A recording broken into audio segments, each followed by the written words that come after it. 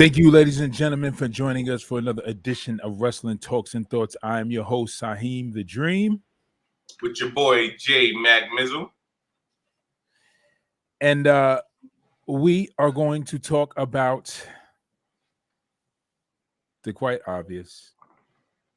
Before we get into that, if you guys are joining us on Facebook Live, hit the like button, drop a comment in the comment section below so we could talk wrestling.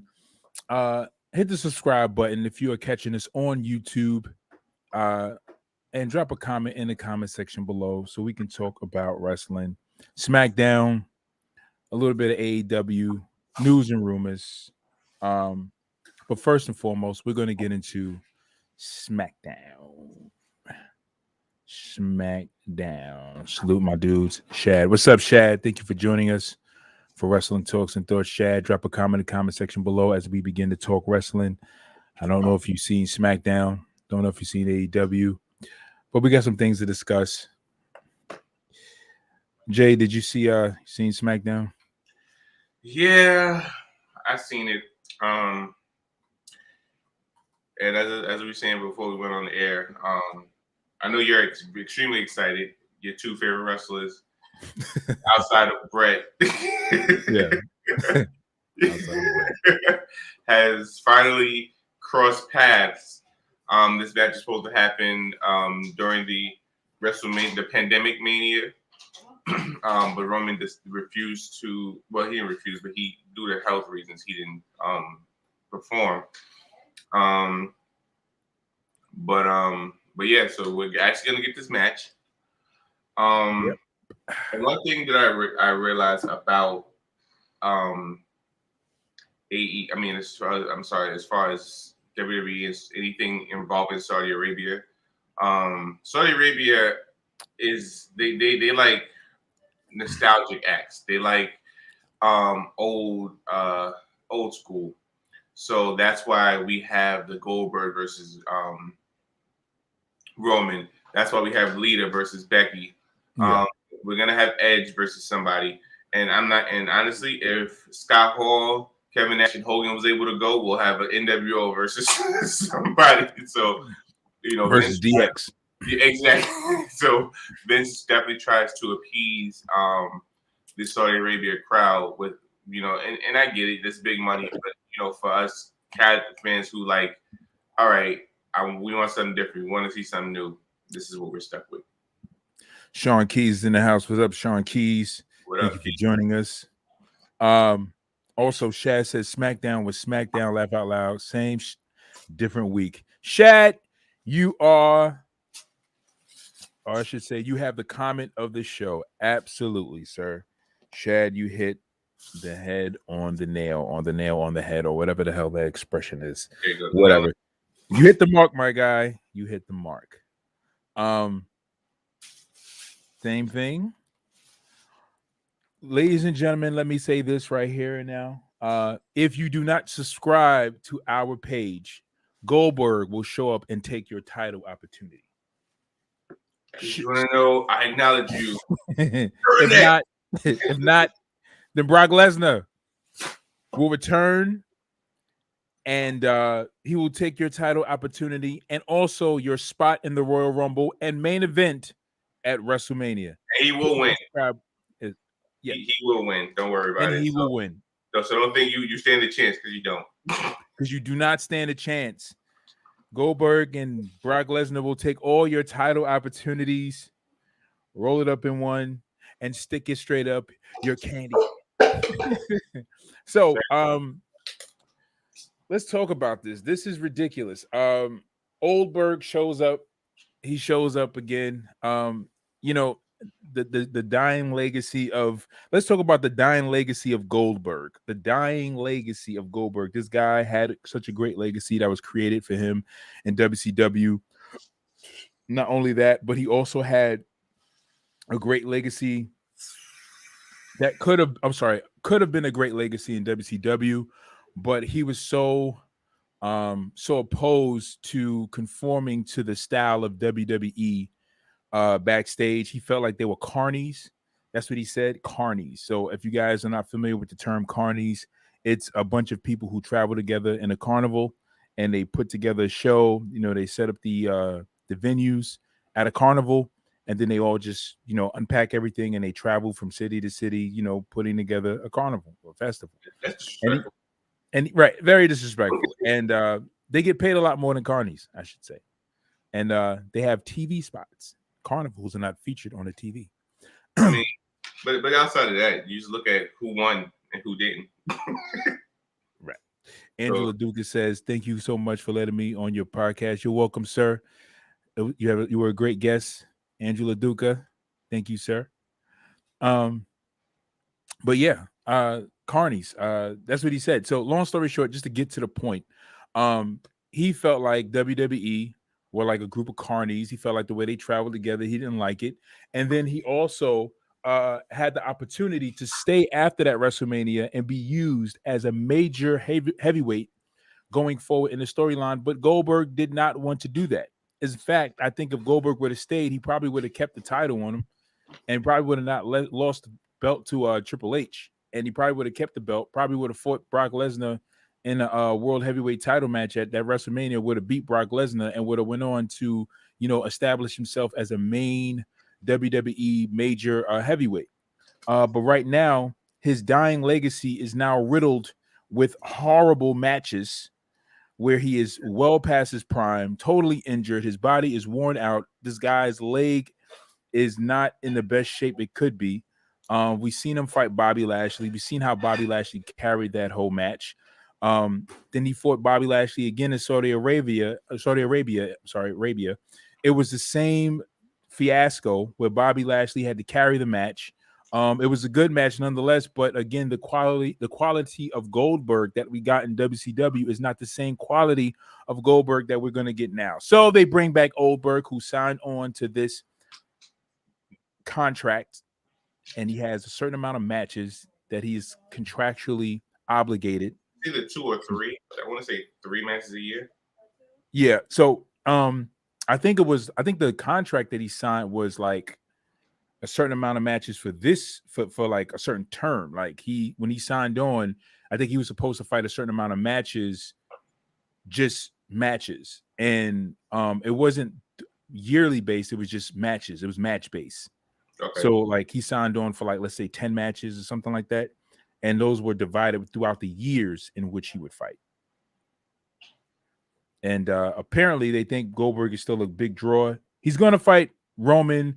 And it was so funny because you seen SmackDown, right? Yeah. And did you see Roman's expression when Goldberg showed up and challenged him? As he had this the same as everybody else that interrupts him. But the difference is that, he wasn't interrupted at a pay-per-view. So I guess they looked at it as, damn, Goldberg, you're not even good enough to interrupt Roman at a pay-per-view. Cena interrupted him at a pay-per-view. Brock interrupted at a pay-per-view. Goldberg interrupts him on SmackDown. But did you see? But if you go back, did you see Roman's expression? Yeah, Roman was like, "Here we go again." He rolled his eyes like, this knucking futz.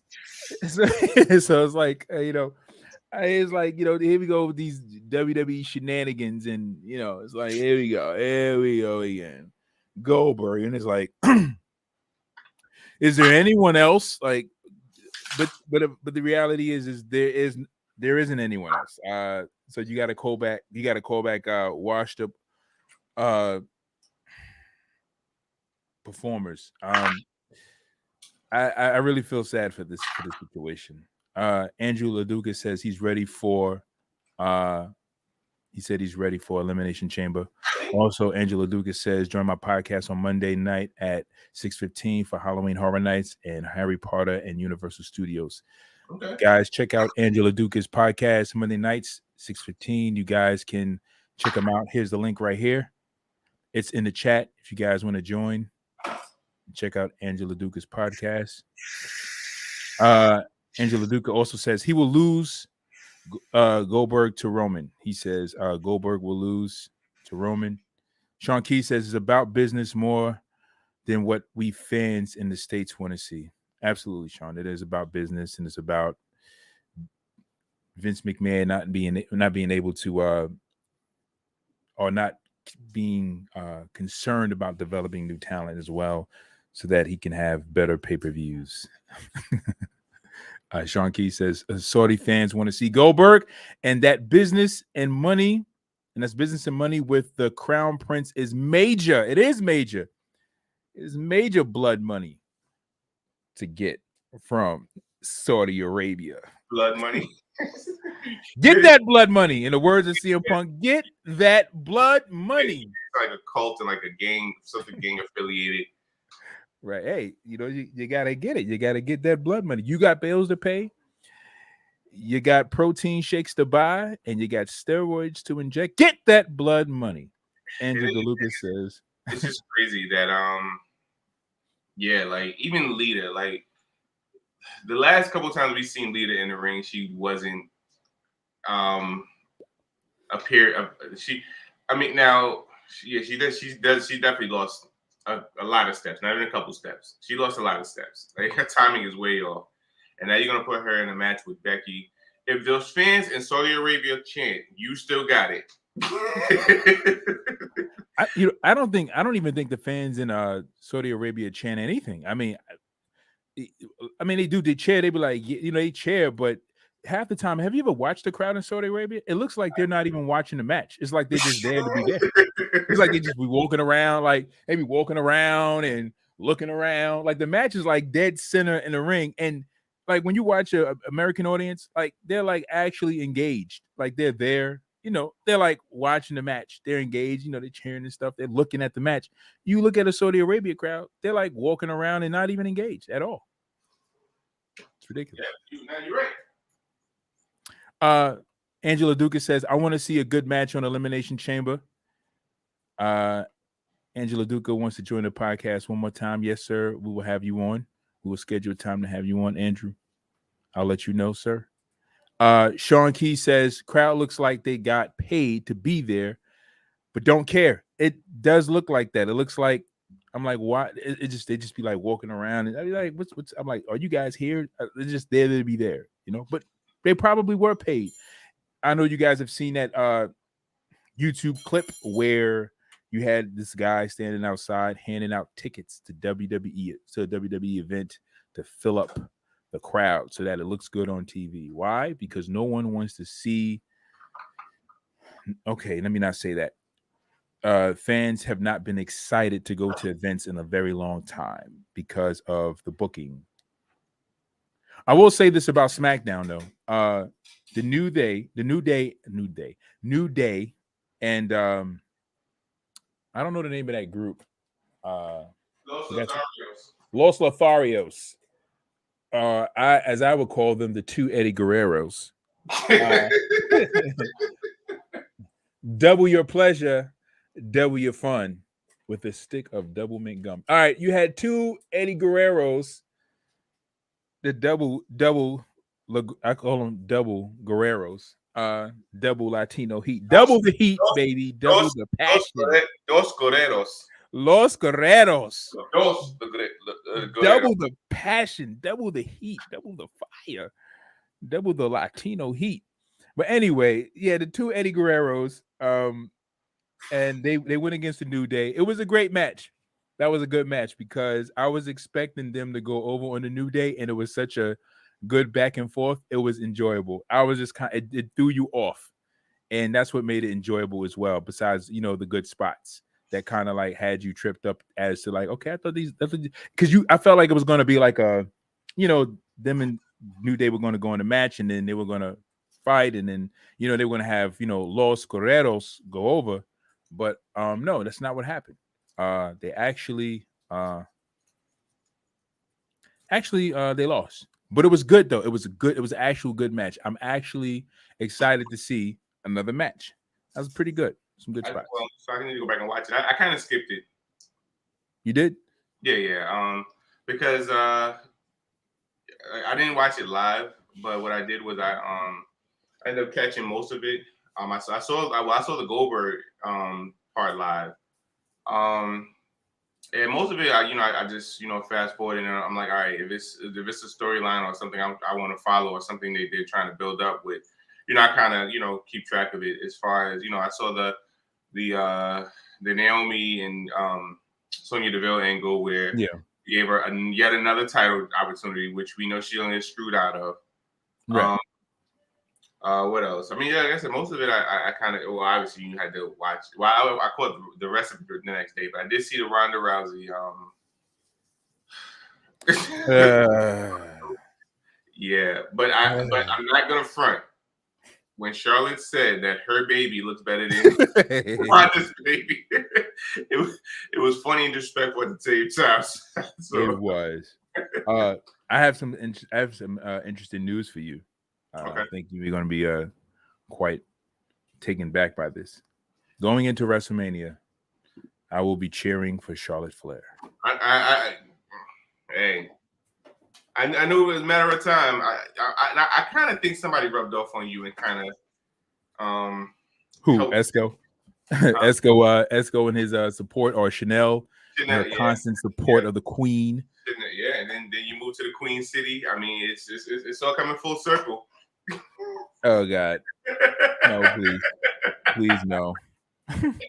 I'm okay. So just to make this clear, I'm gonna make this clear to you guys.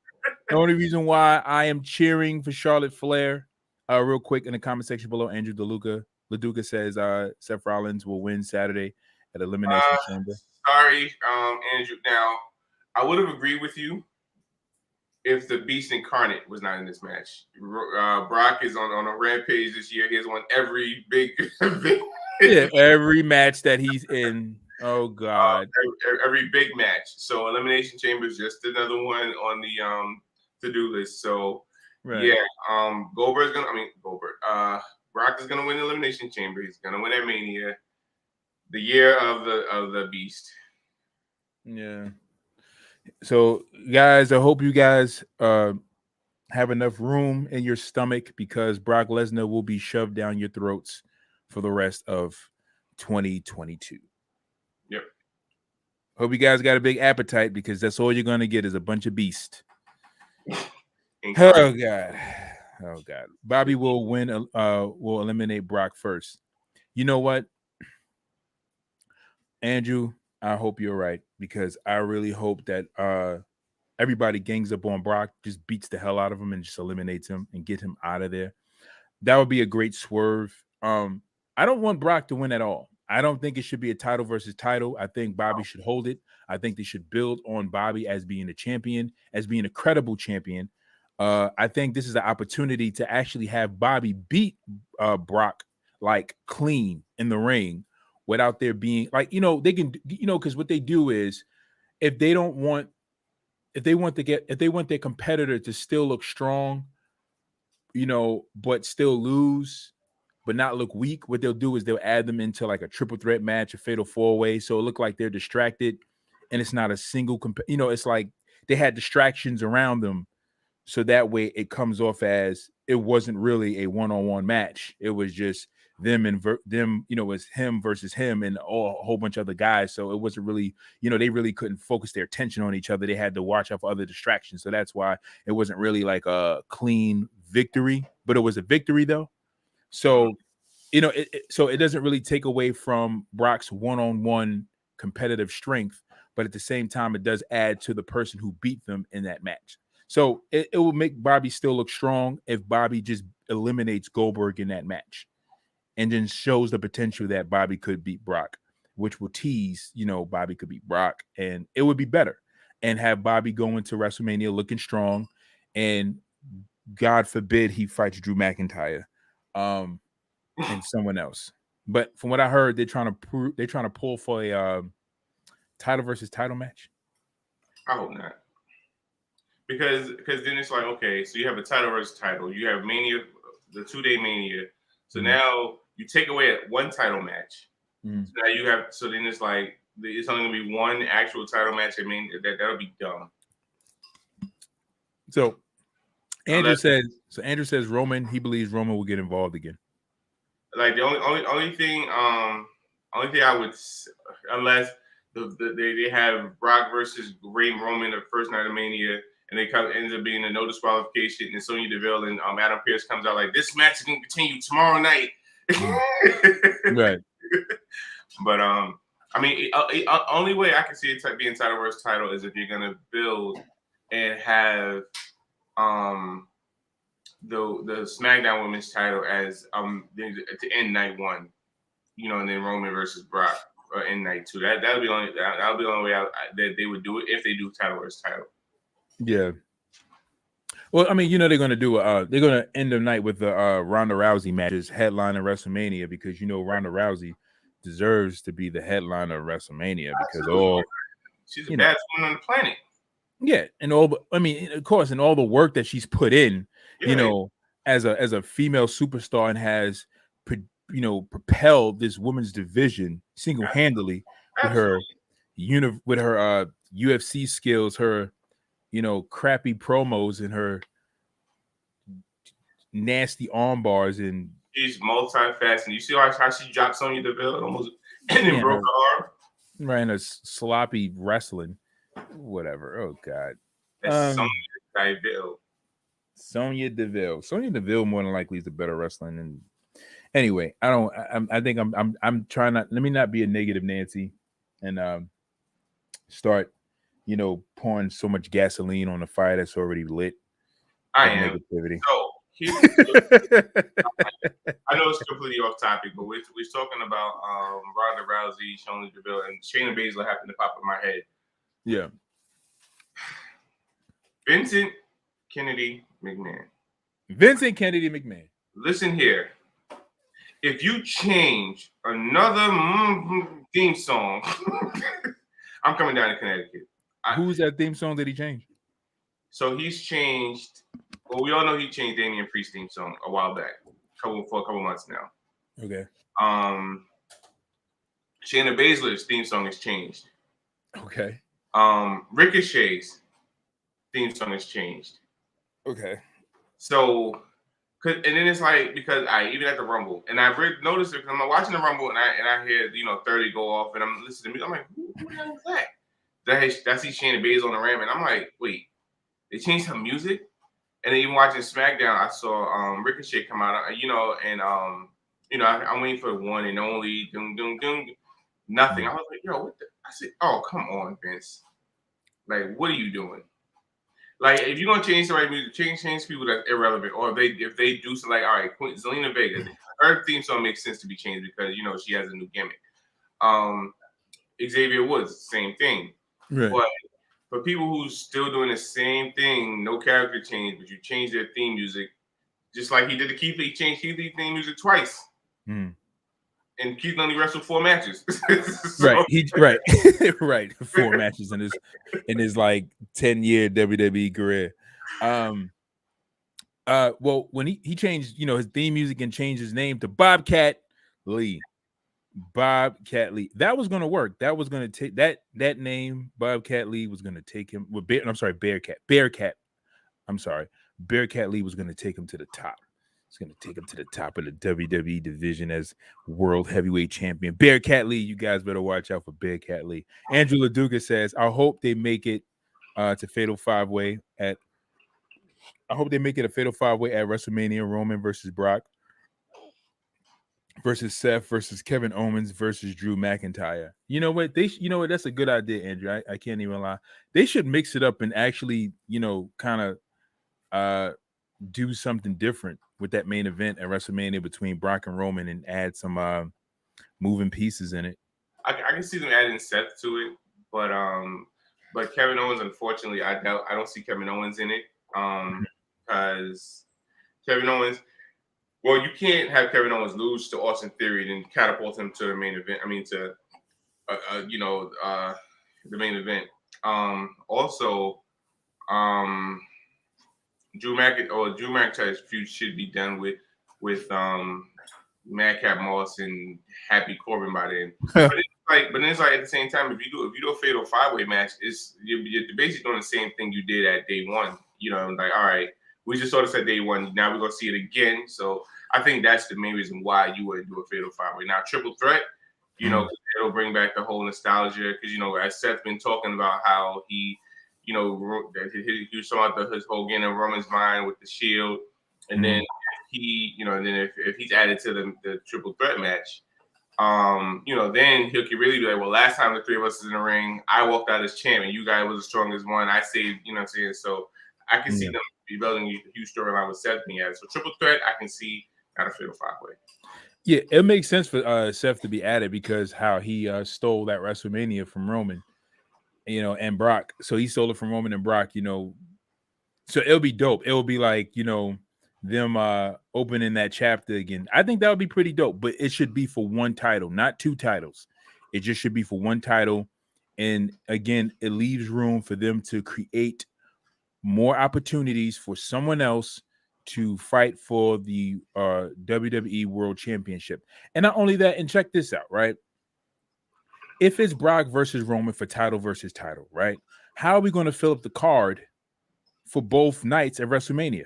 What are we doing, right? Because we have the Intercontinental, United States, the 2 tag team titles, the 2 women titles, So, with all these other titles, it's like, yeah, like we can see those matches being defended on both shows, but again, it still gives us, more, it gives the pay-per-view more interest, as far as, seeing another title being defended, having all the titles being defended.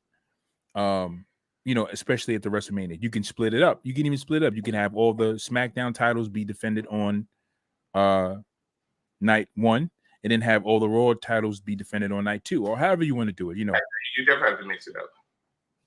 You said what? You definitely have to mix it up because I wouldn't want to watch Raw on Saturday and SmackDown on Sunday, or vice versa. Yeah, I would definitely want to see a mix of, them kind of mix it up and everything like that. Yeah, they should definitely mix it up. I think they should definitely have more options with just them actually having those titles free, as far as the World Heavyweight title. Yes. But if they don't, if they do the title versus title, then title versus title, I riot. You said what? Title versus title, I'm rioting. You're writing? I'm gonna write it. Absolutely. Like John Cena. It's so crazy because it's like now it went from John Cena being like this, whole, it went from John Cena being like the reason why we blame wrestling for sucking and just all the other, and the bad booking, to now just wrestling just sucking all together, and we just say, hey, Vince McMahon, you need to do a little bit more. But it is what it is, right? SmackDown, right? What the heck happened? Oh yeah, so yeah, Ronda Rousey and Charlotte Flair, that little confrontation. The baddest woman in the world, she goes after Charlotte, so she's not going after big time Bex. We knew that. By the way, so hey, let's get into this, right? Let's get into this. Let's get into title reigns throughout the year, because we never really reviewed title reigns and just certain title reigns that certain people have had, and just kind of look back at just what their reign looked like, and overall, after it was all over, how well did it pan out as a great title reign? Like for instance, looking at Becky Lynch's title reign, right? I mean, it's been. I mean, what do you think about it before I even go into it? Because I have a lot to say about that. He said what? About Becky's title reign? Yeah, Becky's title reign compared to her winning the title.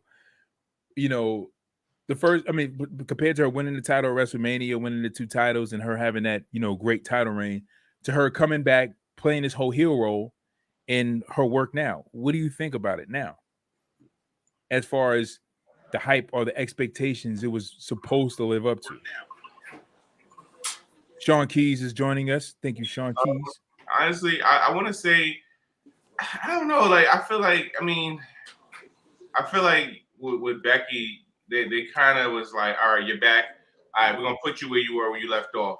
You know what I'm saying? Like, we're not gonna let you earn your spot. We're not gonna have you fighting matches. You left with the belt. You gave it away. We're gonna give it right back to you, and we're gonna just continue where we were going. You know, before you left, like, and it's kind of like, okay, bro, seriously. But outside of her dominating and walking over Liv and just squashing all the now Doudrop, okay, but Becky, Liv and Bianca is just like, but she hasn't really had feuds. She only really feuded with Bianca and Liv, so she hasn't really had like feuds like that. So we can for us to really see what she can do. Sean yes, Key. Yes, sir. Okay, so Jay gave his perspective. I said we never really. So I don't know if you heard before you came on. I said we never really talked about title reigns or certain title reigns and gave a like a kind of review as to like certain title reigns and people having the title reigns like Big E, Becky Lynch, Bobby Lashley.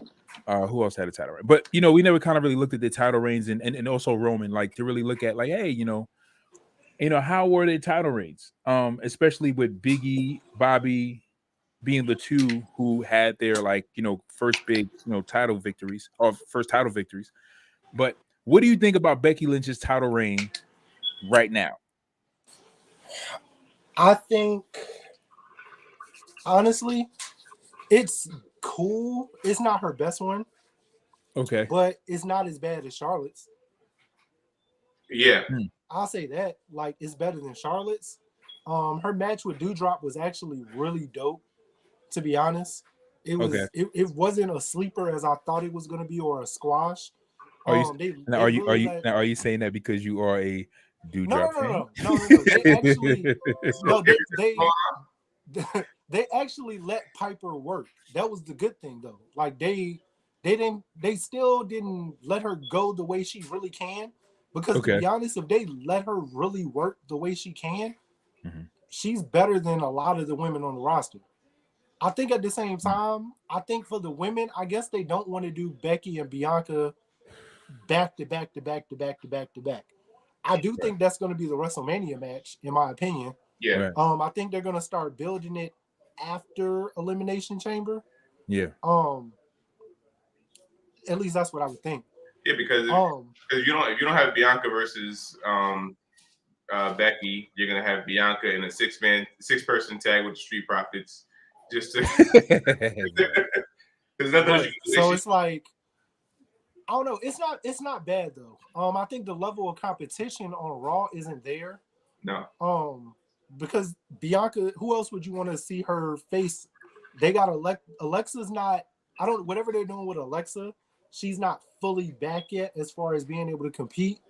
Okay. I think what they're doing right now is just to keep her on TV and bring her relevancy back. Yeah. But yeah, other than that, there's no level of competition on Raw right now. Until you got Rhea Ripley, which I think her and Rhea would be fire. Jade Cargill. Yeah, that would be great. Jade Cargill. Even Nikki ASH, to be real with you, like Nikki's at a point that I actually kind of I'd still want her to drop the superhero gimmick. Yeah. But her matches are getting better. Her wrestling is back to where it was, when she was with when she was the crazy Nikki. Sanity. Yeah, Sanity. When she was with Sanity. So it's just the level of competition. Even on SmackDown, it's like, who do you really want to see Charlotte fight right now? Like really feud with on SmackDown. I would actually love to see at Mania Becky Lynch versus Britt Baker. That would be a dope match. Not title versus title, because Vince is not gonna go that far. But I think that would be dope. Yeah. Or even if I know Charlotte. I know this is totally off topic, but I know Charlotte's leaving one day. She is. We all know it. I think when her contract's up, she's out. A mixed tag match with Charlotte and Andrade versus Brit and Adam Cole. I think that'd be crazy. Yeah, bro. I don't know. I personally think Okay. Charlotte's not, she's not gonna leave. She's not gonna leave. You don't think so? No, absolutely not. I'm gonna tell you why. Because WWE is gonna pay her the most. I mean, that's disputable, right? That's disputable whether she's gonna get paid the most by WWE, AEW, right? But more than likely, WWE is going to, if okay, because if money is not really, if AEW can match what WWE is paying her, right? What is the benefit, right? What benefit would she get in AEW versus WWE? She would get more benefits out of WWE because they will always have her as the showcase star. She will be their John Cena. She'll be their Ric Flair. She'll be their Hogan. They'll always keep her at the top of the division. So they'll never. So if she goes to AEW, she won't get that spot. She'll have to work her way up, and they won't give her the same levels of privilege that she has in WWE. Now, if she was a guy, I would totally agree with what you're saying. Yeah. The reason I don't is because she's a woman. Women's shelf life in wrestling is a little shorter. They rarely wrestle into 40 or past 40. Mm-hmm. The closer she gets to 40, she's gonna want to. She's gonna want to be as long as her and Andrade are together, and they're moving towards getting married. From what I've been hearing, she's gonna want to. It's like you said, it's not gonna be about the money at that point because one, she's probably then made the money. Andrade is making the money. Yeah. Combined, they got the money. So, and everything she's probably setting up for herself outside of wrestling, after wrestling too. She's gonna, let's say her contract's up in 3 years, right? Mm-hmm. I could see her going wherever Andrade is to spend more, especially in wrestling. You know, when you work for two different companies, it's especially WWE because they're on the road a lot. AEW's on the road a lot. How much time do they really? I mean, it looked like they spent a lot of time together from what I see, in the stuff they post. But it's like in 3 years, I could see her going to AEW just because I'm free. I can spend a lot of time with Andrade. Plus, I still get to wrestle. I can be a top woman over here at the same time. Because in 3 years, AEW is not going to be where they are now. I feel like their trajectory, they are still going up. Quite possibly. I think quite possibly. Okay, so before I even get into that, because I just want to come back to my bad. The question I posed. Becky Lynch's title reign. I think Becky Lynch title reign is not okay. Personally, I think her title reign is not that great. It's not watchable. It's not entertaining.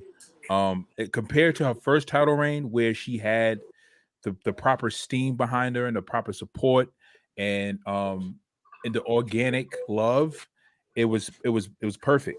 I think that what messed up her reign for me, or I feel like when we look at it, a few years from now, compared to her getting the love and to her leaving and coming back, was that I think she looked too much to Seth to really think that she needed to come back as a heel and come over and come across to us as a heel. I think she underestimated her likability. If she would have just came off as a face and never had that squash match with Bianca, and it would have just been a legitimate match, and she would have just won regardless of the quality of the match, whether good or bad, and just won as a face and just had a good match or a decent match with Bianca, because Bianca would have more than likely done the work or done the good spots to make sure the match was good.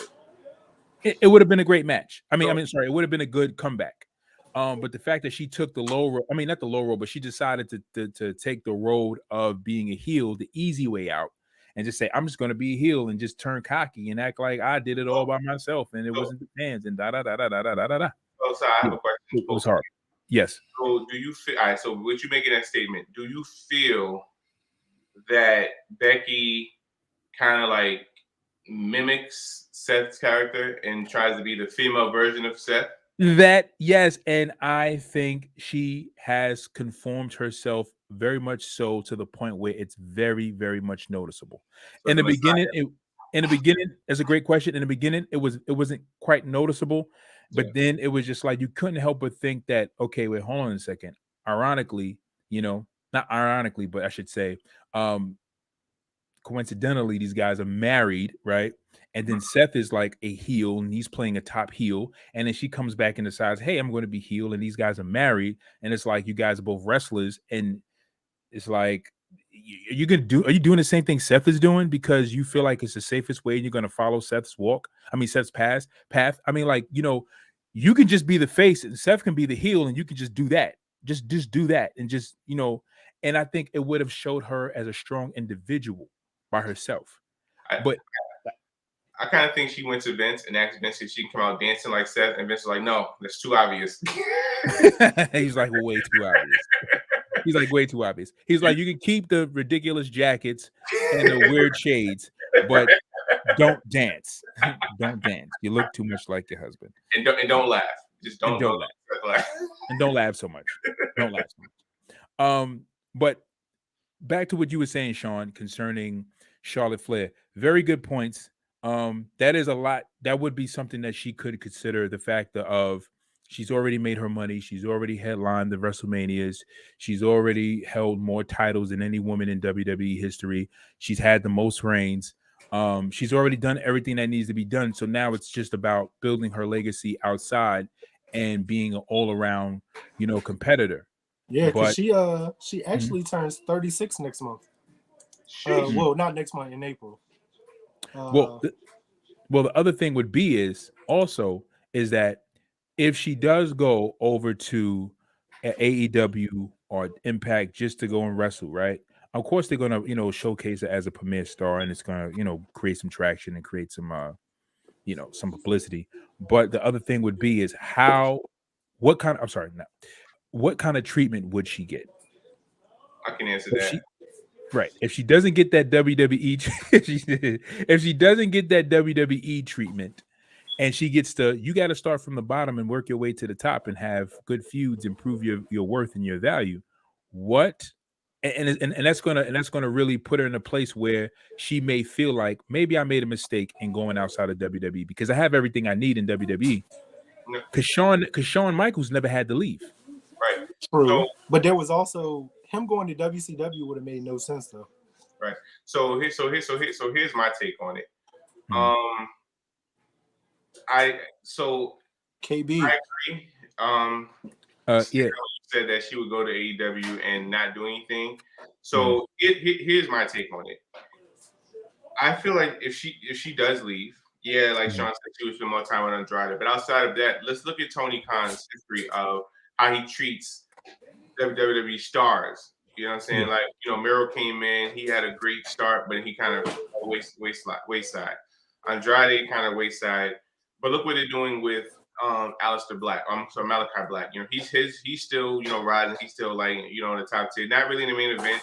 But let's look at Moxley. Moxley jumped right into the title picture, even though, they just started. But if you bring over Charlotte would arguably be the biggest woman star in AEW. So unlike Ruby Soho, Tony Khan would definitely push her to the limit and throw her in a title picture, and she would help elevate the women's division. So I mean, now granted, if Ric Flair was still in WWE, then I think he would have more influence on her staying with WWE. But now that Rick isn't in the WWE family, well, he's not under contract with WWE no more, so he's kind of able to do what he wants. Right. I can see Charlotte going to AEW and, them probably either bringing in Flair, Rick, and continuing that storyline, which AEW does. They continue WWE storylines, right. With their current product. So I can see Charlotte going there and just, helping elevate, and then she'll still have the trajectory that she's on now, and even probably higher. Because like you said, she already made the money. Well, real quick. Real quick, Sean.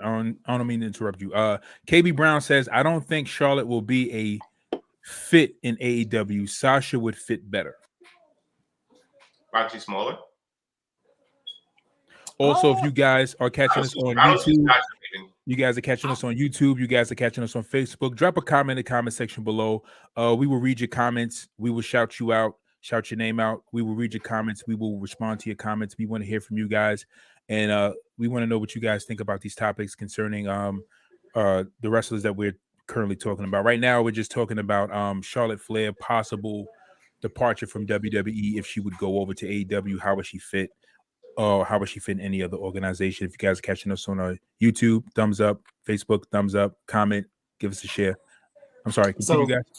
I was gonna say, so Charlotte's contract expires December 2024. It never gives an exact date, just December 2024. So she has 2 years left. She turns 36 this year. She'll be going into 39, 38, turning 39 in the next few months after her contract expires. Mm-hmm. I could see her doing a year or two there though. 39, 40, depending if her and Andrade decide to have kids anywhere in the next few years, because she doesn't have any currently. So I don't know, but I understand what KB was saying. Charlotte would fit, but I don't know. Like her and Jade would be a dope matchup because they're just two tall, athletic women. Mm-hmm. And by that point, Jade's wrestling should have gotten way better. Right. I mean, how is Jade's wrestling now? I mean, it's I see the progression. Okay. Like it's really on the job training. I'll say that. But it's not like, because they easily could have left her on dark for a very long time. They could have, and she trains with the Nightmare Factory like everybody else. She does do her dark matches, but then she has her TV matches also. Right. So everybody in the company is really high on her, not just because of her look, but her athleticism. Kind of like Bianca a little bit. Just Bianca's a lot more athletic than her. She's not as awkward. And I think it's because of her NXT time. And she had that time in NXT to develop and really work on things and get better, where Jade's is literally right in front of us on it's raw. It's just like raw. Right. And you get to see, you really do get to see her progression as time goes on, which I don't think at first I thought was bad, but the more I watch it, it's not bad. Because now you want her to win. As she's getting better, you want her to be the champ. You want her, to rise above everything. Right. And like you said, an argument you did have, Sean, too, is like she's fighting smaller women. You know what I'm saying? Like outside of a Nyla Rose, which, but other than that, a lot of women. Yeah, Nyla's really the only other bigger woman. All the other women are short. They're short and small. So that's why I said I understand what he was saying about Sasha. Sasha's matches would look better. It would look more fluent. She'd have a lot more better matches than she would compared to Charlotte. Because right now, outside of Bianca and Naya's gone now. Mm-hmm. Right. Bianca's and Tamina here or there, if they put her in a match with her, really Bianca and Tamina are like the only other women that are of her height. Right. Where it doesn't look totally awkward in the match, in a sense. Right. So how do you guys feel about this Elimination Chamber match? Okay, you know what? Let's get over WWE. Let's get past WWE because I think we said enough. I think let's tread into the AEW territories. Okay, so just to answer your question real quick before you leave. Okay, sure. I don't like the fact that Stone Cold Steve Austin Theory is in this Elimination Chamber match. It's just, I mean, I feel like Kevin Owens should have won that match, and Kevin Owens should have been in the match, and have him and Seth had a dynamic. But, everybody else, everyone except for Brock Lesnar. But everybody else in the match, AJ, I can understand. Right. And, Seth, I can understand. Riddle is a wild card, but I can see Riddle actually more than, Austin. And I think Riddle's in there because of the fact that Randy's going to be out for a while. Yeah. But other than that, like everybody else that's in that match makes sense except for Austin and Well, here's the thing, Jay. Everybody in that match makes sense except for Brock Lesnar. Why are you there? You already have a match. You already won the Royal Rumble. You already set to main event WrestleMania. it was already written in stone that he was going to wrestle. He's going to main event at WrestleMania prior to even winning the daggone Royal Rumble. He shouldn't even won the Royal Rumble.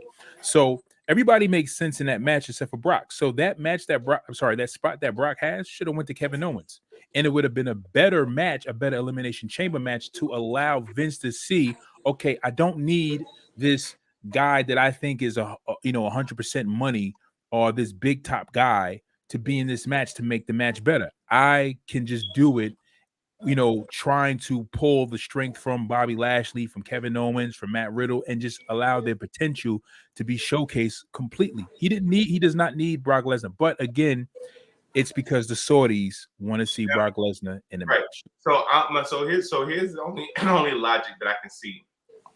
I can see they put Brock in the match because I guess since Bobby's a big, strong guy, you want to have somebody who's big and strong that can kind of clash with him. Because if you take out Brock and you add like a Finn Balor or a Kevin Owens, on paper it would look like Bobby is a big, stronger person, so he's just going to run through him. Now, I personally say take Bobby out of the match. You add Kevin Owens, you add Finn Balor, and the winner fights Bobby at Mania. You know what I'm saying? So therefore you have your Raw main event set, then you have your SmackDown main event set. Now Bobby's in this match. If he wins, okay, now who is he gonna fight? Somebody that was in the chamber with him? Right. No, exactly. And that's an excellent point that you bring up, because again, Bobby would just have to just chill and wait for his competitor. Meanwhile, we get to see an awesome Elimination Chamber match for the winner being a number one contender, and we get to really see, again, that talent, that great NXT talent, showcase at Elimination Chamber, and of course, they will not let us down. So that would actually be a better choice. You're right. Everybody outside of Brock, AJ, and Bobby were all NXT guys. Yep. But that's why I agree. Like, I think that I do feel like that spot should have went to KO. I'm cool with Austin Theory being there. Maybe this is a way for them to find, like, to put him in a bigger light, in a sense. Like, I think he's gonna be great in the match. I don't think it's anything where he'll get squashed in the match. I definitely feel like he's gonna carry his own. And I think this is how they put him in a bigger light. But they have to get rid of that damn phone. It's the kiddie stuff. And we've talked about this before. Mm-hmm. With Austin Theory, it's been the same gimmick, just presented to us in 3 different ways.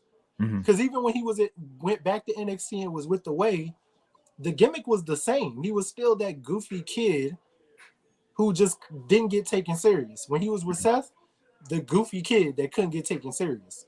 Now he's back and he's a goofy kid again who can't be taken serious. But it's just the way they gave it to us has just been 3 different ways. Well, I mean, honestly, okay, so I think now I agree. I think that I agree, but this is the thing, though. And I think this is where the magic comes in.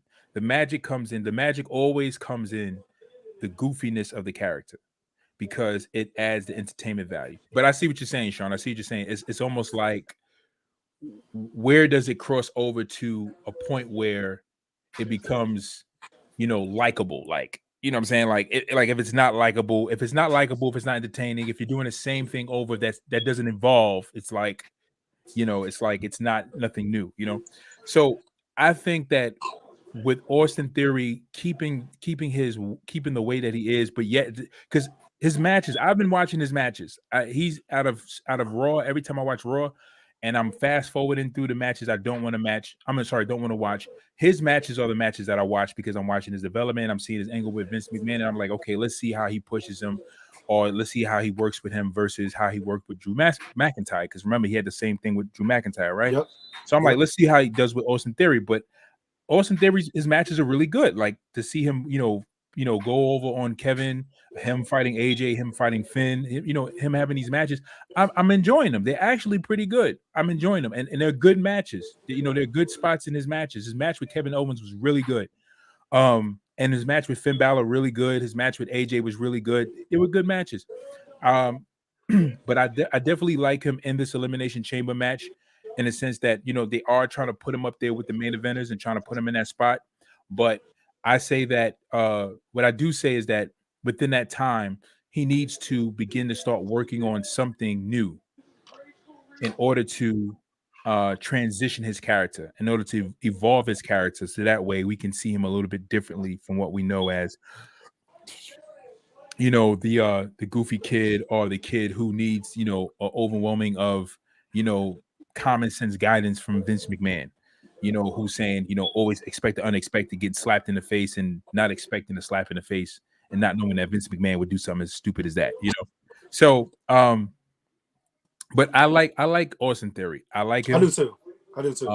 But yeah, I definitely see what you're saying. And he's at a point where, because he's getting this highlight, he now needs to start thinking, how do I transition my character now? Now that I have the spotlight on me and people are seeing me, now I need to start exhibiting some level of greater star power than I have now, or something different.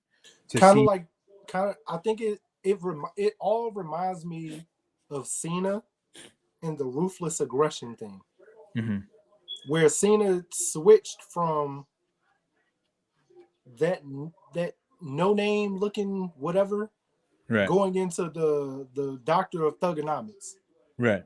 Kind of the same with that he needs to do. Is like, it's gotta be a gimmick it's gonna catch everybody. Right. I get the whole social media thing, just because he's in that age range, right? And there are viewers in that age range, and they understand it. Everything we do, we got to put it on social media. I knock somebody out, let me put it on social. I get it. Right. I definitely get it. I might be a little older, but I understand it. So he might be grasping those fans in his age bracket, and it could just be us old fogies that are just like, all right, this is stupid. You know what I mean? Yeah, like, yeah, this is annoying. Like, yeah, right. You don't have to put everything on social really media, right? Grabbing those young kids that are in his age, that teenage to 23, 24 demographic, that get it and understand it at the same time. So, but I eventually he'll have to change his gimmick, and it's got to be something that's grabbing, something that really catches, and the fans are with it, whether he's a face or heel. It's just got to be something. And I think this is that time, like you said, this is that time to develop it now. So when the time comes, boom, you're right in on it. Right. Absolutely. Jay, you want to say something? Well, yeah, like I said, I agree. You know, he definitely does have the whole kid gimmick. Now with the phone, he's giving me Tyler Breeze vibes. He doesn't have the selfie stick. You know what I'm saying? But yeah, it's just like, I mean, so I feel like right now it's a mix between Tyler Breeze and the first chosen one, Drew McIntyre, where Vince handpicks him, and you know, he's a young kid, you know, wet behind the ears, still breast still smells like Similac, you know, and it's like, you know what I'm saying? Like, he doesn't, like Sean said, is there something about him that doesn't resonate? Like for instance, another guy that comes to mind when you think of stuff like that, Humberto Carrillo. Like, he comes in with the cape, you know, and he was, you know, wasn't a superhero, but he came with the cape, the weird music, you know, and no ever took him serious. And even when you take the cape off, you know, cut his hair, make him look real suave with what you call it, you still just like, okay, Humberto, it's still you. We know it's you. So I think that, you know, he would have to do a huge transformation. And I guess it's more so with his look too. He does still look like a kid. You know, so I guess that's kind of how Vince is playing it. But because right now I don't really take him serious. Like, I look at it like, okay, well, Austin Theory, great. But I think also they kind of put a target on his back when they said he was going to be the next or better than John Cena. I think when they made that statement, it was kind of like, okay, let me see what y'all talking about. And he hasn't lived up to those expectations. Well, I say this: Roman is better than John Cena. Not on the mic. Nobody is better than Cena. He said what? Nobody is better than Cena. Cena. Maybe not on the stick. He's better than John Cena. And John Cena has proved why he is John Cena, with his excellent public speaking skills, which is what you need to have as a top performer. But Roman's gotten better because he's around Paul Heyman. So now he knows what character to be, what angle to work, and how to talk. So now this Roman Reigns that's developing and that's becoming more comfortable as the chief, the head chief, he's developing, and he's getting better, and he's getting stronger as far as his as far as promotional skills. I wouldn't put him up against a Austin. I wouldn't put him up against a Rock. I wouldn't even put him up against a Kevin Owens, because Kevin Owens is one of those guys who can just shoot off the top of the head and go one-on-one with you in a promo, no problem. Mm-hmm. I wouldn't even put him with that kind of person. But I would say this is that as a comparison of Austin Theory to John Cena, I think that may be the thing, right? The thing that we probably are looking for is his promo. Let's see how he works on a stick. Let's see how he works on a promo against somebody. But I think Austin Theory has it. If he's like a Piper or like any other great performer who, prior to their promo work, wrote down their comments, wrote down things they're going to say, put their promo work together, and just really give you that dynamic angle within a promo that, really captures you and resonates. Then he's got something. Then he'll have something. He'll be taking another step somewhere else. Right. But that's that thing that he needs to work. Right. So I do see the ruthless aggression Cena when you look at Austin Theory. Yeah. But I have a question for you guys. So it's going to go to my next point.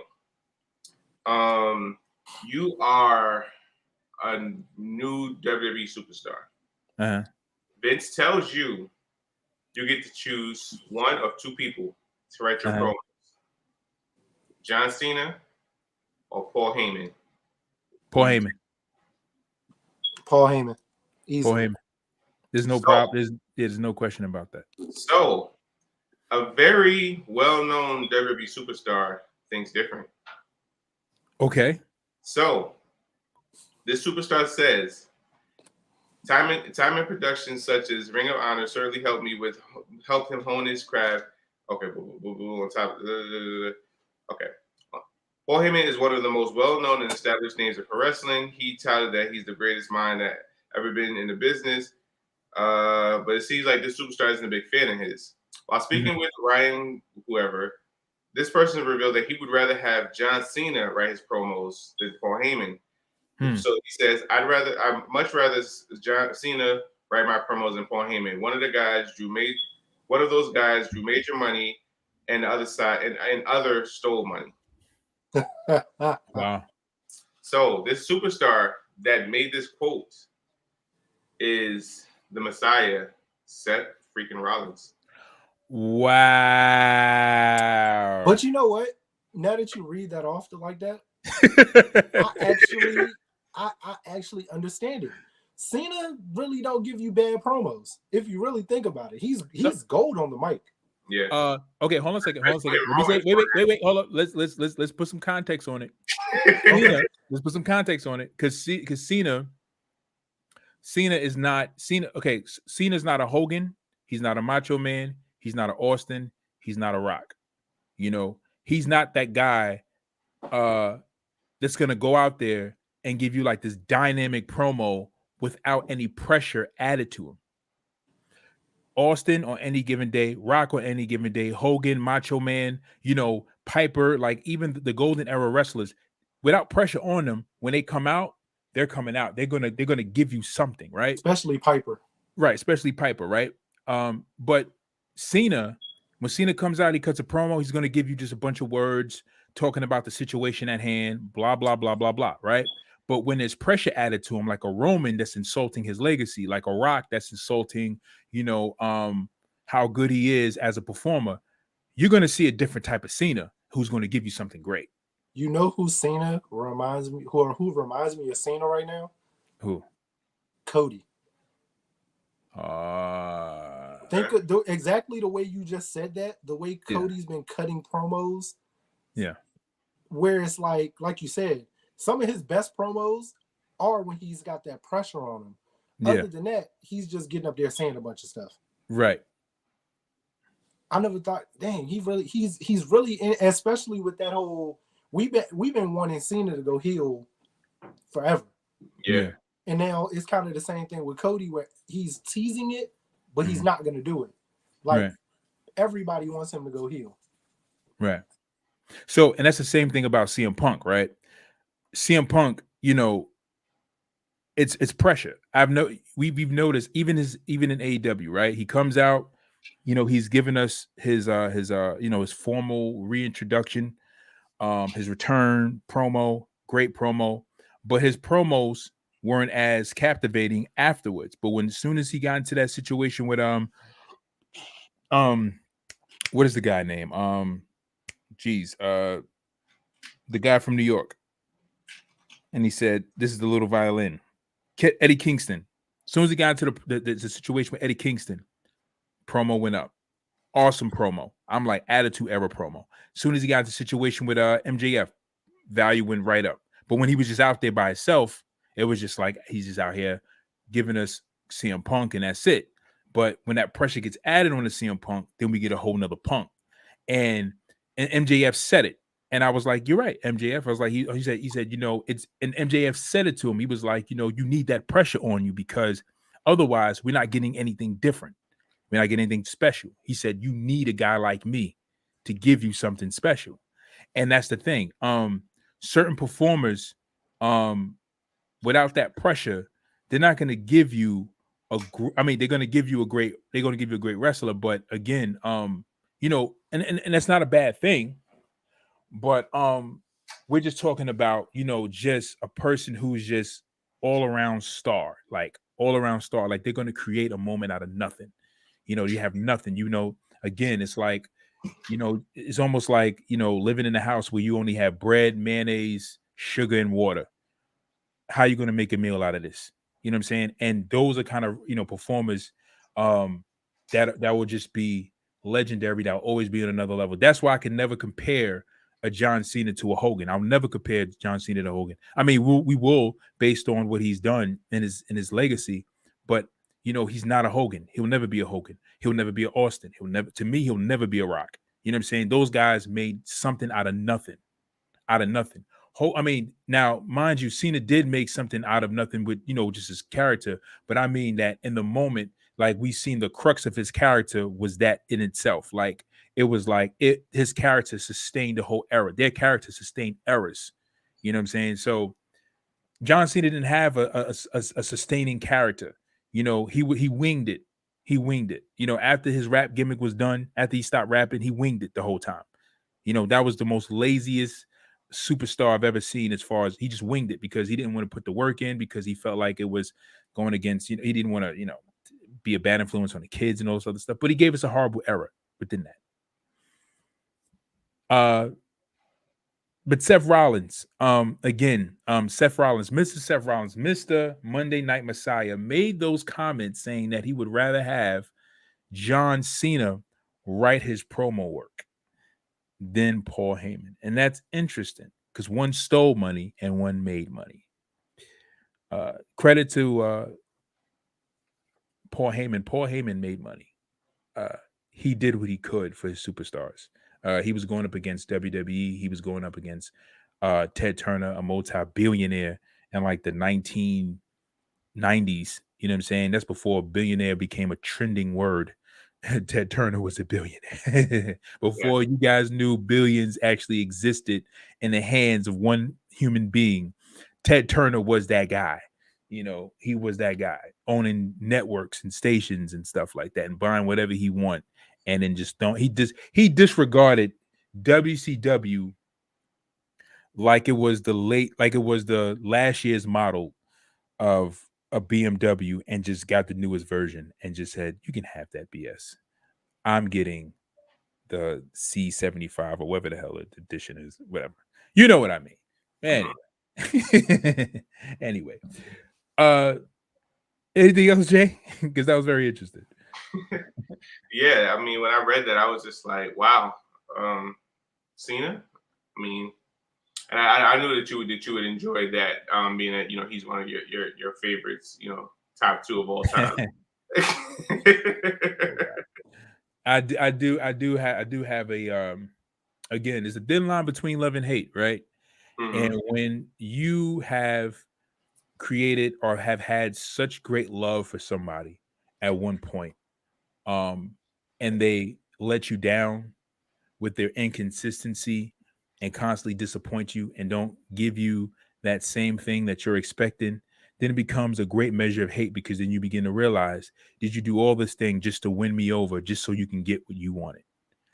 And that's the thing that fans have against Cena is, did you just win us over just so you can get what you wanted?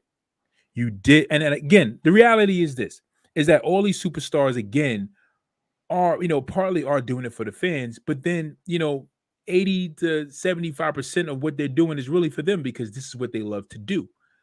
But again, that other 25%, or say 10% out of the 100%, they do it for the fans, or 20, whatever percentage, they do it for the fans, because they want to be liked and loved by the fans, because if they're liked and loved by the fans, then that propels them to the top. But then the other thing is when you've done what the fans have liked and you've won us over, it's continuing that love in that relationship. Don't lose consistency. Don't stop doing the things you were doing before. Keep doing what you was doing, because that's why we liked you. And now continue to get better at what you do. And it's so interesting, because it's really the same thing in a relationship that you would have with a person as to what you would have with a group of fans. It's, they expect this level of consistency. They expect you to do this. And the fact that John Cena stopped that consistency, you stop rapping, you stop doing the thing that made us like you. Why would you stop doing the thing that make us like you? Because if you stop doing the thing that makes us like you, you're now doing something that makes us not like you. And now we don't like you. And then you get mad at, you look at us like we're crazy. And it's like, bro, like, you expect us to just now accept you as a top star because you gave us something we liked, and then you stop doing it, and now you say we must now accept you because you're coming out here every day and night and you're wrestling and you're talking on the mic. And it's like, you're now just filling a slot. You're not doing what we expect you to do, and that's entertain. So, it's like John Cena could blame. I mean, John Cena can feel how he feels, but that's the reality. Star, that's what makes a star. A star is his level of entertainment value. It's the value, and it's the value he brings to the level of entertainment. If he can't bring that value, then you're not valuable. I think this is very interesting. Sean, I don't know if you've seen this article. Jay, I mentioned this before we went live, but I think we should mention this because this was such a smack in the face to WWE, and I found this to be hilarious. So apparently AEW is having this ladder match. Sean, do you know about this ladder match that they're supposed to be having? More than like, you probably do. God knows. Yeah, it's the face. They've done it. This is like the third one they've done. The Face of the Revolution ladder match.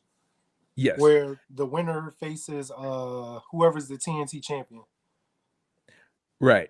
And at the and when I seen a picture of this thing, at the top of this ladder, did you see the picture of the ladder? Yeah, it's a golden ring, like, in a sense. It's almost like Money in the Bank. Okay, but is it I knew gold? where you were going with it. Is it gold, Sean? Because gold is a lot lighter than that. It was, I don't know. I thought they might have changed the color, because the one last year, I believe it was gold. It was a brass. That's what it was.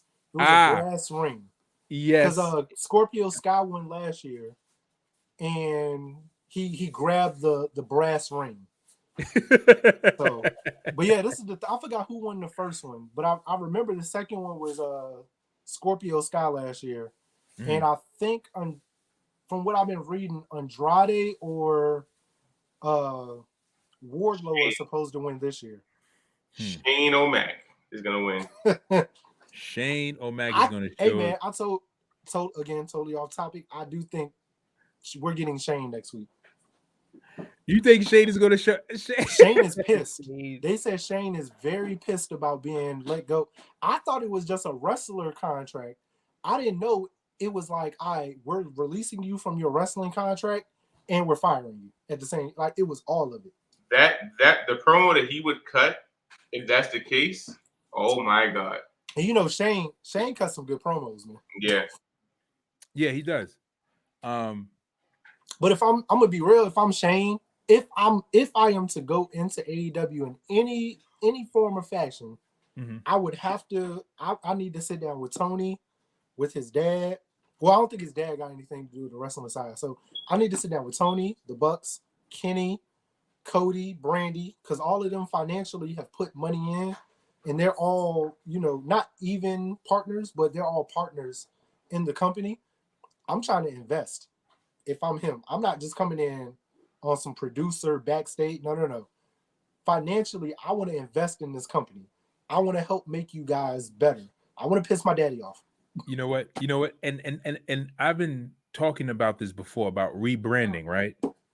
Maybe. Okay, so let's explore this. Maybe that would be the changing factor. A Shane McMahon, right? Coming into AEW to help them rebrand, have them, because the only thing that the fact of the matter is the only thing that AEW really needs is a rebranding. They need a rebrand. They have all the star power they've been in need of, right? So at first we talked about, hey, AEW needs star power. They got star power, right? AEW now needs to rebrand. Shane McMahon coming in and saying, hey, he signs on and says, AEW, you guys have something great, but there's something that WWE does here that can increase the quality of your brand. And you should do it like this. You should redo the logo.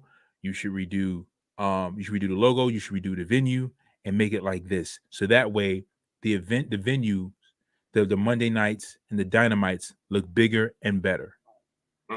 But here is the thing.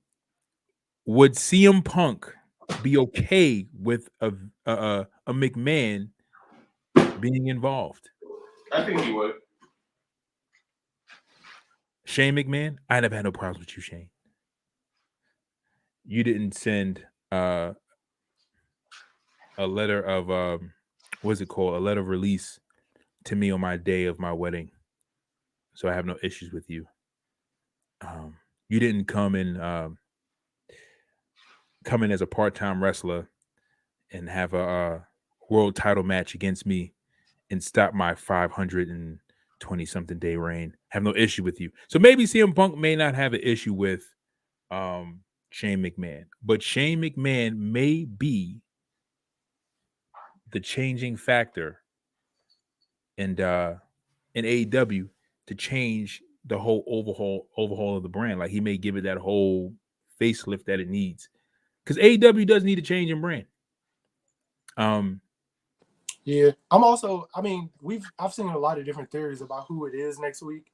But the way Tony did that tweet, it was cryptic, but it was like, it wasn't a free agent. Because at first I was like, it's Keith Lee. We know that's exactly who it's going to be. But then when he started talking about opening the forbidden door, signing the contract, and closing the forbidden door again, all in the same sentence, that's what made me start thinking it was Shane. But also, Josh Alexander's contract is up sometime this month. I don't know if it's already happened, but it's February. And when Brandy cut that promo last week, it was a little cryptic when she was talking to Ethan Page, and she was like, the only reason we signed you was to get the Josh Alexander. And it was just, I don't know, it's just different stuff I've been reading about that too. It makes me think it's Josh Alexander, where it's like, it could be something where his contract ends the day before or that day or something, and then he signs with AEW, and then, something along those lines. Right. So I don't know. It's going to be interesting to see who it is Wednesday. I mean, a lot of names are being thrown around, but when he said that about opening the forbidden door, signing the contract, and closing it, it's got to be somebody whose contract is right at the end, or something a lot. But it's not a total free agent. Is it supposed to be so it's not a total free agent. No, okay, I don't so think it's it's about a total. the forbidden. Okay, because if it's a total free agent, the forbidden door wouldn't even matter. Okay, so do you think that if Shane McMahon went over to AEW, that Vince McMahon will take him back? He'll take him out the will. I mean, yeah. Because the WCW thing was an angle. Like Vince knew about that. That wasn't like he knew. I mean, he bought WCW. He bought ECW. It's just from what I remember, and it was actually real. Shane's name was on the buyer's contract or whatever. Stephanie's name was on the buyer's contract for ECW, but WWE overall owned those companies. Right. So I don't think it's going to be somewhere where Shane is like, yeah, I bought, like the same thing where he shows up and they do a simulcast and all of a sudden Vince owns AEW now. I don't think it's going to be anything like that. Right. So yeah, but Shane comes into AEW. What does that look like? From a producer standpoint, and just having somebody with more experience than anybody else backstage, amazing. Okay, so even with the controversy, so I don't know if you guys know. Oh, the Royal Rumble. The whole Royal Rumble fiasco, which is the reason why Shane was released. Again, if you guys are checking this out live on Facebook Live, give us a thumbs up. Drop a comment section below. We will shout you guys out and respond to your comments. We want to talk to you guys about wrestling. Right now, we're talking about Shane McMahon being fired and possibly going over to AEW and, potentially helping AEW out with their brand. If you guys are catching us on YouTube, drop a comment in the comment section below, hit the like, and don't forget to hit that subscribe button. If you don't, Goldberg and Brock Lesnar will show up and take your title opportunities. Okay, so guys, what does it look like with Shane coming over to AEW and being part of it when, again, this is the thing, the dispute was he was fired because he was trying to insert himself as a main protagonist inside the Royal Rumble and also trying to insert himself in a WrestleMania main event for the title. Oh, he wanted a title match? He wanted it. Your boy Shane was wilding, B. He was just as high as Vince McMahon that day. Time out. Okay, let me. So who is he gonna? Who is he gonna fight? Which title he's trying to go for? Right. North American title? I don't know what. Match.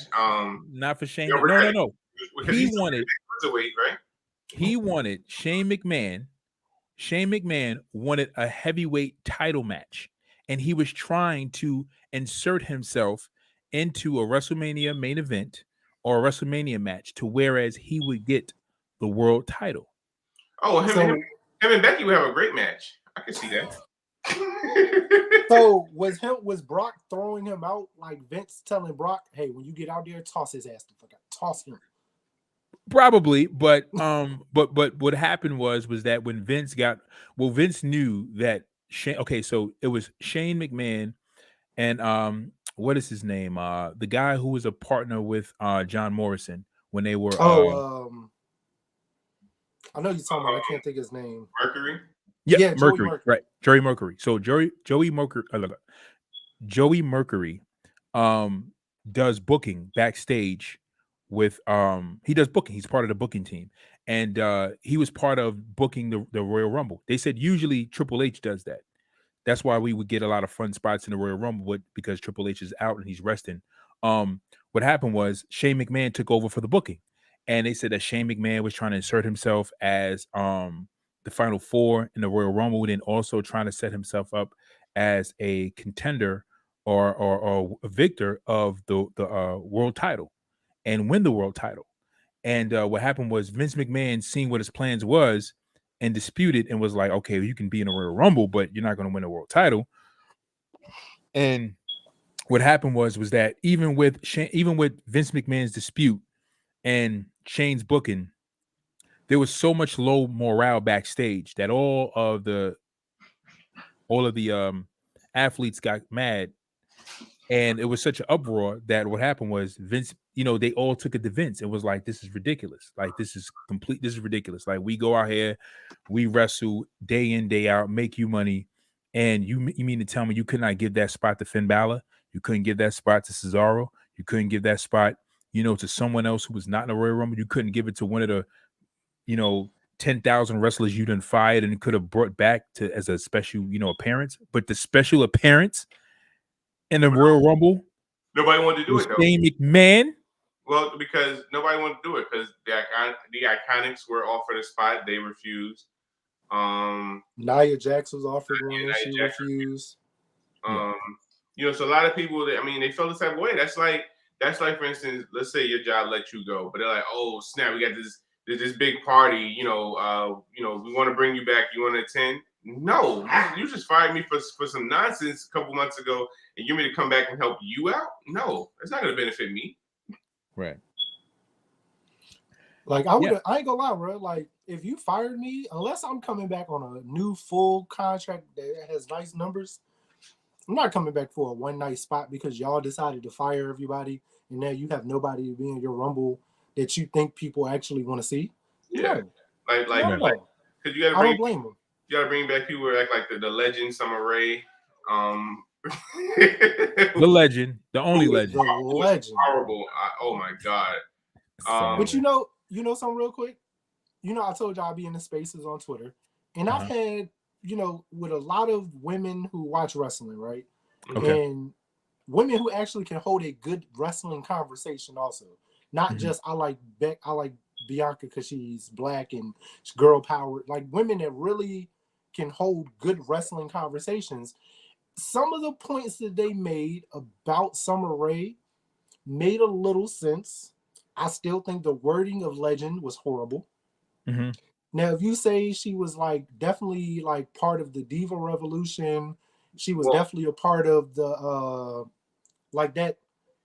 that transition from the divas to women professional wrestlers with Charlotte and all of them, because she did wrestle. She wasn't just Fandango's arm piece. Mm-hmm.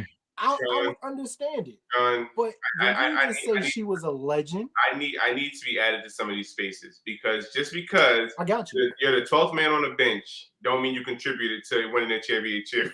you get a right. But if you think though, she was in the very beginning of that transition. She's having to be employed at the time, but she didn't personally do anything. Like, you can't really sit back and remember 3 matches that Summer Rae really had. Apparently they did. I can't remember the matches they were telling me about, but they were, like I said, these were women who actually could really talk wrestling. They were really spewing out matches, and I was like, I had to go look because I was like, me personally, like you said, I didn't remember none of them. That's what I'm saying. Like, the only thing I remember her dancing with Fandango, and that was right. And then the spot on Total Divas where Fandango tried to smash, and she was like, "No, I'm good." Like, that's what I remember. And then when they tried to pair her with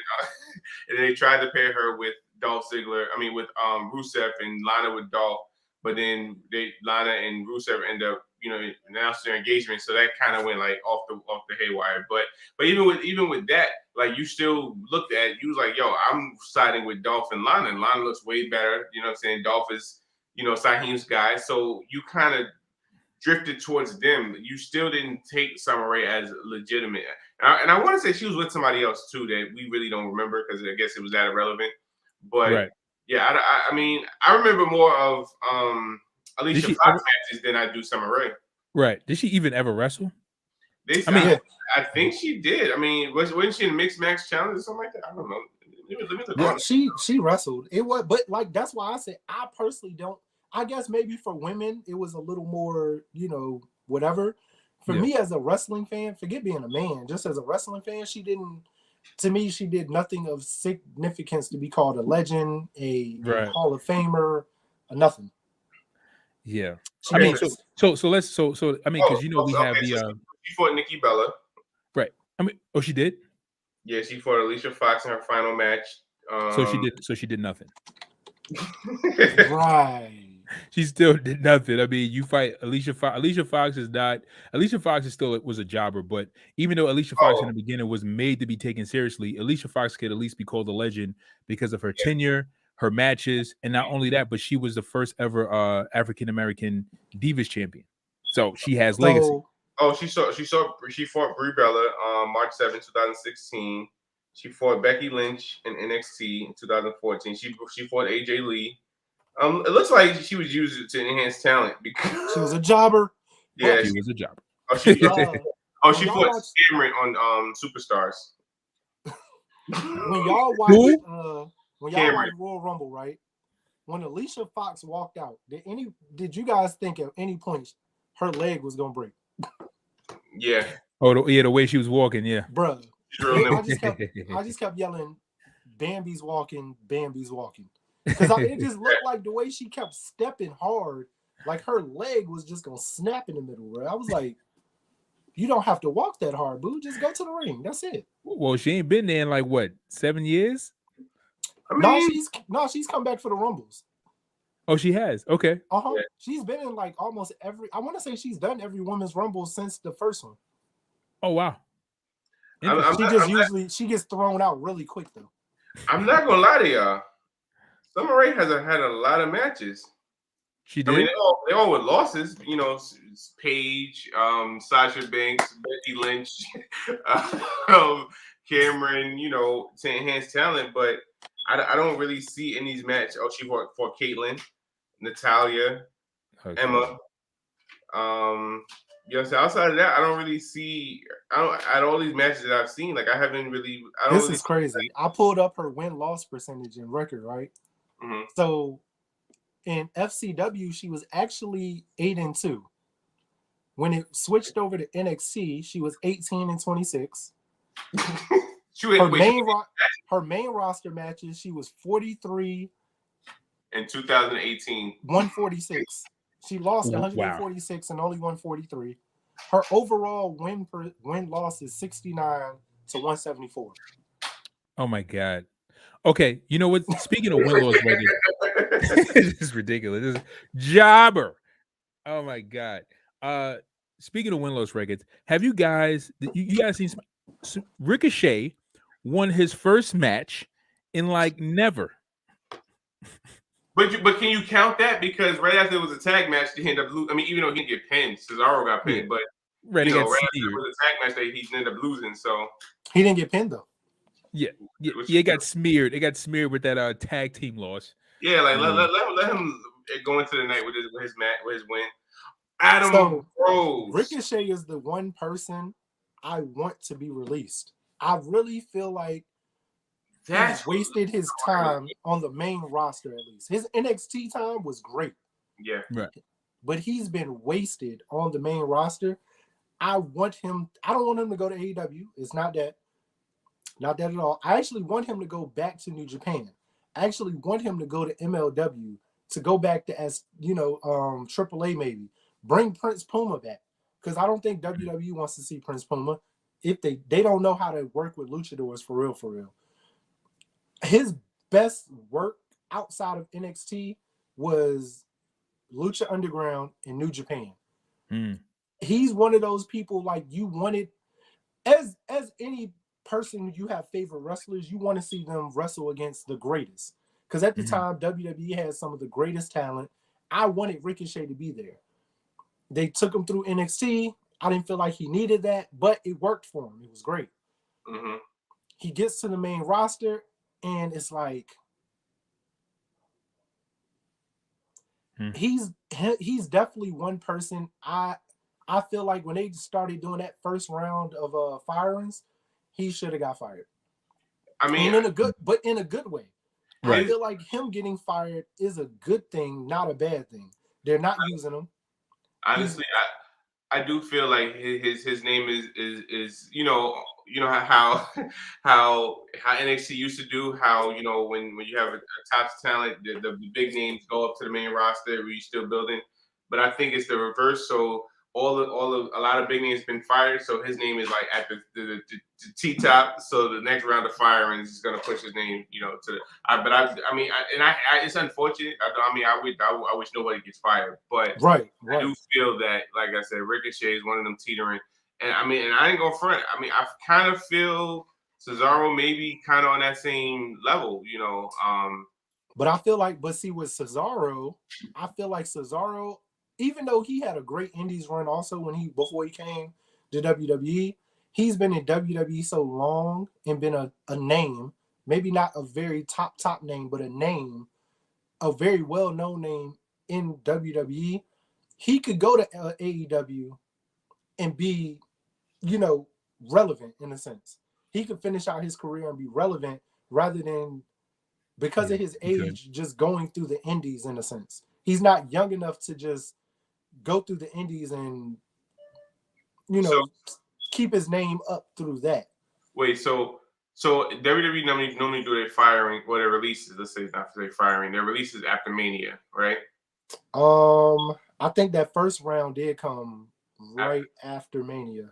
Yeah, so I know they do it in springtime. They do that spring cleaning thing. Yeah, basically. Yeah. Well, this year was unheard of. They was just letting go of people just because they ain't like the way you look. Hell, this one was a Christmas present. Like, oh, you want to come to work late? All right, bye. You want to come in the locker room eating fried chicken and spilling crumbs all over the bag? Who told you to wear a bed today? You know what? Yeah, Look, I feel like Keith Lee and Mia Young was like, "Oh, y'all want to go get engaged? Oh, y'all together? You're both gone." Right. Get out. Hey, side note, I saw the pictures from their wedding yesterday. Beautiful wedding. It was. You know what it was? Beautiful wedding. It was on some. All right, Keith, we gotta let you go. Me and him was like, you can't do that to him. You know what? You go with him. So, right. But yeah, but I definitely, unfortunately, see Ricochet being one of those, but yet it frustrates me because then you have people like Ridge Holland, Chad Gable, and all these other guys that's worthless and useless that's still employed. I'm not gonna say that. The Ridge Holland is still young. That's the only reason I would keep Ridge Holland. He's young and he has that look that, the typical WWE look, the big power guy. Yeah. And like I said, he's still young. He has time. Where Chad Gable's not useless. Chad Gable gives me Bret Hart vibes because of his in-ring work. Well, for me, he gives me like Owen. Maybe a little he gives me Kurt Angle vibes. I see Owen. I can see Angle too because he's good. Gable is actually good. He's really good. I love him. Yeah. A lot of people in AEW actually want Gable to come over there because of his wrestling. Like that their company is more about wrestling more than entertainment. And Gable can wrestle. He's a really good wrestler. So, but I wouldn't say he's useless. Now, Otis, probably. Yeah. Okay. The meatball, the human meatball. I like him so much better in Heavy Machinery and NXT. Yeah. All right, guys. So before we end off, we have some news and rumors. I have about 4 articles I think will be interesting topics to talk about before we close out. Stone Cold Steve Austin reveals which current WWE star he'd most like to face.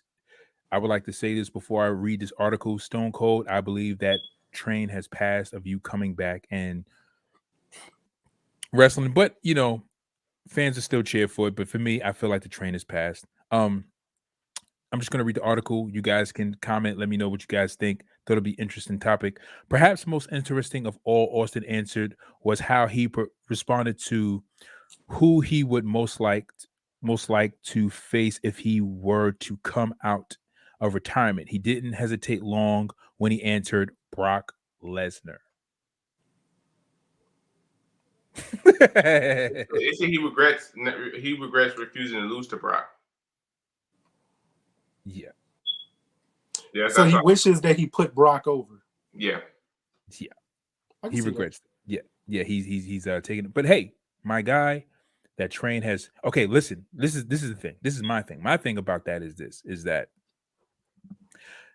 that's BS. I tell you why it's BS.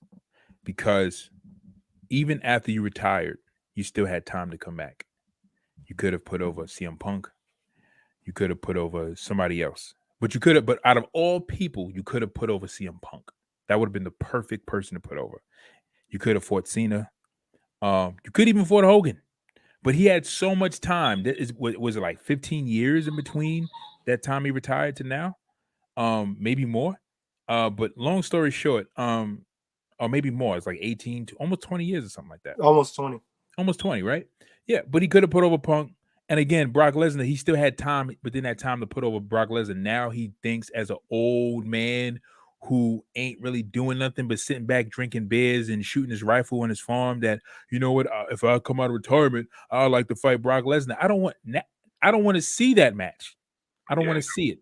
I'll watch it just to entertain myself, to say, hey, let's see what happens. But it's not. It's like, this match is so many years past its due date. So it's like drinking spoiled, almost spoiled milk.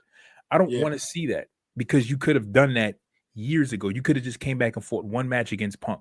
That's it. You could have came back and fought one match against Brock Lesnar. That's it. We're not asking you to come on every night of Monday Night Raw and do da da da da da da da. You just came back for that pay-per-view, showed up, whatever, fought that match and gave us the dream match. But you didn't do it. And now you sitting there and say, as an old man, like literally what Rock does. Rock literally does the same thing. He comes back. He doesn't wrestle until that match. He might get physical here or there. Right. He might rock bottom you, people's elbow. But outside of that, Rock comes back, gets the crowd going, gives you amazing promos, builds the hype for the matchup. Right. And then right after that match, he's gone. He's gone. That's it. But he's back on the movie set. And it gets the job done. That's all we're asking. That's all we ask. Just come out. Just like with right now with Punk and MJF. That's what Punk is putting over MJF even more. Same thing Jericho did with MJF. He's putting him over more, because he knows, this is my last run. Let me help this talent out, get them over, because the fans love me. They hate you but love me. Let me get you over, right. And then I'm gone. So same thing Stone Cold could have did. Like you said, even if it's just one match, do some promos, one match, in and out. Yeah. All right. Someone says one point because I got to run. So speaking of Punk, what I don't like about Punk is, and I think it's kind of tarnishing what he's doing right now. Punk, we all know he's bitter about WWE. We all understand that he doesn't like, what happened, what's going on, and how he was treated. But that was years ago. You're in AEW now. You move on. You know what I'm saying? So it's like you're with your new girlfriend, but you're talking about your ex. You know what I'm saying? And it's starting to get repetitive and boring, and it's just like, all right, Punk, enough. You know what I'm saying? Yeah. And I feel it's starting to take away. So he made a comment that I was reading. So he says people are still making stuff up, saying I was going to be in the Rumble, Cody was going to be in the Rumble, Moxley was going to be in the Rumble. I get it. People want to be excited about it. But if you want to watch us, watch AEW.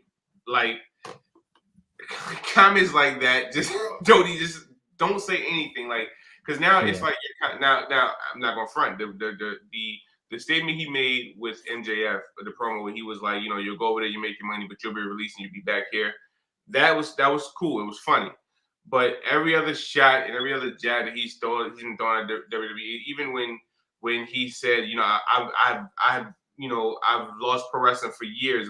I guess talking about his time in WWE, like, come on, Punk, like, get over it. It's over. It was like over 10 years ago. Like, come on, bro.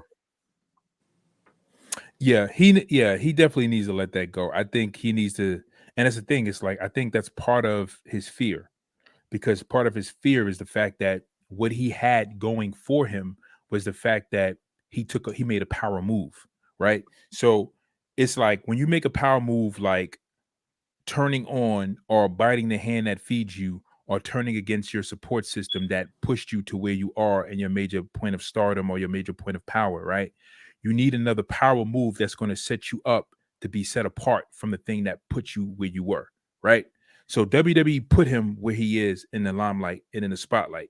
Now it's like, now that you've took the power out of WWE's hand because you were the top star, and you said, you know what, instead of coming back and making you guys more money at the prime of my career, I'm going to leave and I'm going to take this power with me. Boom. Now I got all the power. So now whatever star power you need to have or you need to build, you need to recreate it with somebody else. and have you scrambling. And now I have all the chips in my hands because if I come back, I'll be hotter than I was when I left. If I go somewhere else, I'll bring them more fans and they'll build that company around me. So he took that power with him. Now that he's in AEW, right? And he has, and the thing about it is when you do something like that, you got to have a plan of action. Because when you say, all right, now that I go to new promotion, this is how I'm going to use this power to recreate myself and build this business up to where it needs to be, and really capitalize on that star power. He didn't really have that. He didn't really have that plan. So that's why he keeps making all these comments about WWE and all this other stuff, because he doesn't really have a plan. I believe he's making a plan. I believe a plan is in a plan. They're building a plan, and they have one that's sort of like that's really kind of panning out somewhat in the way they expect it, but not fully. It's working in some capacity. It's good, but it's not it's not again. CM Punk's return is not like a Hogan turning heel. Yeah. CM Punk's return is not like a Hogan WCW defection. It's not. Similar, but not the same. I'll say it's a modern day version of it, but the level of the caliber of it's not the same. But I think, but again, to really go into that, to really lean into that point of why he keeps going back at WWE and shooting shots is because he's looking at it like, that was he made his power move, he made his power play. Now it's like, make something of it. Instead of sitting there throwing shots at WWE every chance you get, to promote AEW, and just say, hey, if you guys want to see me, watch AEW. Don't even mention WWE, or don't even comment on it. Don't even make a comment. No, it's really no point. What'd you say? I said at this point, like Jay said, it's no point. Like, you've moved on. You're with your new girlfriend. Right. Stop talking about the past now. We get it. We all know the history. We know the story. Move on. Work on finishing your career and ending it the way you want to. Same thing like Sting. Sting doesn't talk about his time in WWE and how bad it was. Right. He said, I'm happy to be here to rewrite my story the way I want it to end. That's it. That is it. So I have two more. I have let's see. All right. Well, I gotta run, y'all. So all right, Jay McMahon. All right. We'll see you next time. All right, definitely. All right. So I have one more article. I'm sorry, I have three more articles. Backstage news on possible Roman Reigns feud, Brock Lesnar, Drew McIntyre. WWE reportedly still has plans for Drew McIntyre to challenge WWE Universal Champion Roman Reigns at some point. So I guess this means we know who's going to win at WrestleMania. Let's see. For some reason this article is covered. Okay. It was noted that McIntyre is very much in the plans for an opponent for Reigns at some point. Before McIntyre recently injury issues, there had been talk of doing McIntyre versus Reigns in the early part of this year as one of Reigns' feuds on his way to Lesnar. It's believed that the match will be better for later in the year instead of rushing it anytime soon. One of the original plans for the Royal Rumble was for Lesnar to destroy everyone, but give some momentum to McIntyre before eliminating him. Lesnar was determined to do what he wanted to do in the Rumble this year, which means he did whatever he wanted to do. But he put McIntyre over in a big way during both of their 2020 angles and had no problem with it then. McIntyre and Lesnar did have a brief exchange in the men's Royal Rumble this year, but things were rushed, so they didn't have time to do what was planned. McIntyre eventually addressed Lesnar, eliminating him from the Rumble during a promo on this week's SmackDown, noting that they are 1-1 now, but will have to revisit their feud later on. Regarding Big E, there was some speculation on Big E possibly challenging Lesnar with his recent move from Raw to SmackDown. It was noted by the Observer Big E moving back to SmackDown was to reunite the New Day, and he was not specifically brought over to be an opponent for Reigns or to have a singles run on the Blue brand. So Big E has lost his push. Big E versus Reigns could happen down the line because WWE constantly need new opponents for Reigns over the next year, and they already have depth issues with when it comes to credible challengers. However, a potential Big E versus Reigns feud reportedly had nothing to do with WWE bringing back Big E back to SmackDown last month. Interesting. So I guess they already just told us what's going to happen with I mean, basically that's what it sounds like. We know what's going to happen at Mania now. Yeah, so we know. So we pretty much know what's going to happen at Mania. We know that we're in a place where Roman Reigns is going to wind up winning WrestleMania. And I guess somehow they're going to finagle Brock Lesnar into the point of holding a title because he's supposed to be now a full-time star. Brock Lesnar? Brock Lesnar. Yeah, he's full-time now. Good. You happy about that? I'd rather get a full. I think Brock is at the end too. So this might be his last. Instead of coming back every 6 months, he's like, all right, I'm back. Let's knock this out. Let's get this out the way. And then I'm going to ride off in the sunset. Let's finish out this contract. And then we're done. How long do you think he's going to be signed on for? Another year. Another year? Yeah. That's at true. Least I can see it. Yeah. They said he's really enjoying his run right now. It looked like it legit looks like he's having fun right now. Like, right. And I think the one thing about Brock since he's been back, it's been Brock. Right. Like real life Brock, that country boy that people, unless you really know who he is outside of wrestling, right? This is him. He's brought his outside life in, and he's having fun. And right. I like that. I like once you get to an age that you don't care about anything, and you literally are just having fun in the ring now. Yeah. It gives you good. It gives great matches. Yeah, and the other thing is also you can see like even with his matches against who was it? His match against Roman, his match against what's his name? Bobby Lashley. Like he took like he allowed the match to really play out. Like he really didn't go through the whole arrogant, I'm just gonna get in the ring and I'm gonna toss you around. Like, he's the old Brock that was more moldable, more reasonable, where he didn't take himself all too seriously because he won a UFC title. You know what I'm saying? It made sense the way he came back when he won the UFC title, when he came back and he fought the way he fought and he was beating the hell out of everybody. It made sense. But then it got annoying after a while when it was just like, okay, so you're like unbeatable now. You know what I'm saying? So the fact that he's really taking those leisures and giving that opportunity to allow Bobby Lashley to have those spots in those matches, allow Roman to have those spots in those matches, and really kind of go back and forth to show that he has some kind of competition, it makes it even the more indulging. Right. So I'm glad he's in a good place. Yeah, same. I'm like I said, it you can feel when they're having fun. Like Bryan Danielson right now, he's having fun. Yeah. He's having fun. There's no pressure in AEW. As much as people think it is, there's no pressure for him in AEW. If he becomes the champ, cool. If not, cool, because he's been putting on great matches since he's been there. Even the matches with the Dark Order leading up to the match with Hangman, it was great matches. He put on great matches. So it comes out on TV and in the ring a lot better when you're in a good space and place in life. No, it definitely does. And you definitely see the difference in the performance. You definitely see it has a different feel. Like it's more enjoyable.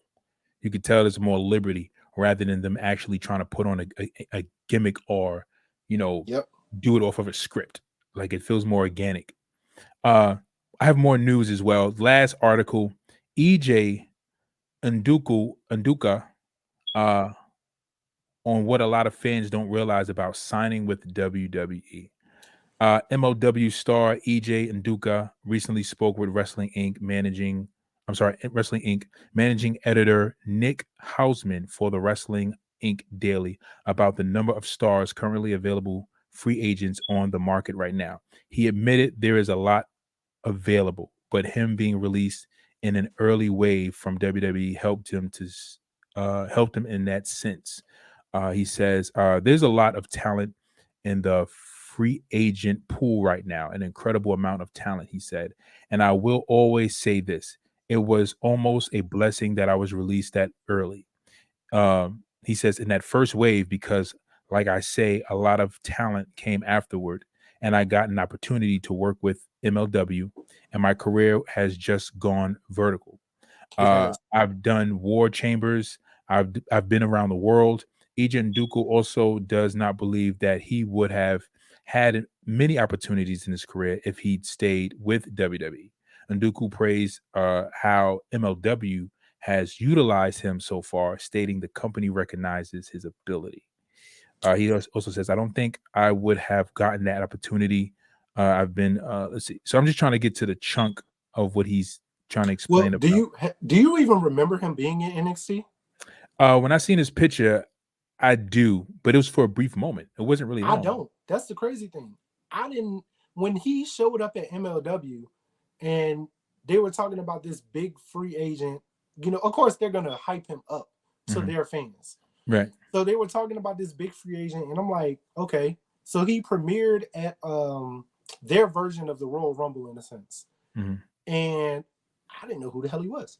Yeah. To be honest, I'm like, who's this big black dude with the dreads? And he's like towering, monster looking guy. Like he has the look. And like he said, every match he's done at MLW, I've liked. I like him. I like his ring work. I agree. I don't think WWE would have used him the way MLW has, the way New Japan has, and some of the other indie promotions he's worked with.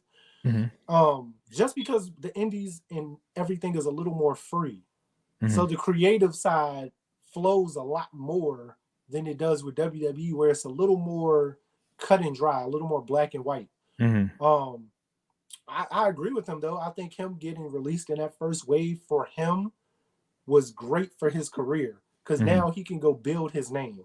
He wouldn't have been able to build his name in WWE, to be totally honest.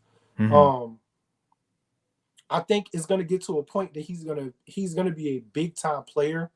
MLW, it looks like he's being groomed to be champ. Yeah. One of their champions. And I think that's going to help him as far as like I was in WWE like a lot of other people. I was here. You don't remember me. Like Drew. Drew was there. Yeah. Right. We remember him, but it was in. Yeah, it was very short-lived. Yeah, he got fired. He went to TNA, became huge, not just in size, but name too. He came back, and it was so much better. Yeah. Even though a lot of people probably don't even, like myself, do not remember EJ even being in NXT. I think, again, him getting released was great for him because now I can go build my name. I can go build who I am, what I am. All of that on the outside. So if I were to go back to WWE, now I'm coming to the table with something. Right. Now I'm a big time player that y'all got to sign. I'm a hot free agent right now. Right. But hold on a second. Now there's a bidding war. All right. But let me just say, okay. Right. Right. To create that bidding war. But say he doesn't create the bidding war and becomes hot like a Kenny Omega, like a Tyler Black at the time. Say he just has a big name, like a Moose, right? And he gets to WWE. And the thing is that now remember, Vince McMahon does not care about your prior work to WWE. Nope. So you think that will play out well in his favor? Because Vince didn't know anything about AJ Styles and didn't care about AJ Styles until he met AJ Styles. Which is crazy to me that he did. Right. He literally pays. I feel like you can't be that oblivious to the outside world, outside of your. I mean, don't get me wrong. He has a lot on his plate running his company. Right. Like sometimes you can't pay attention to what's that. You have other people to do that. Like you have the Triple H's and the Shanes and the whoever else is to pay attention to people on the outside.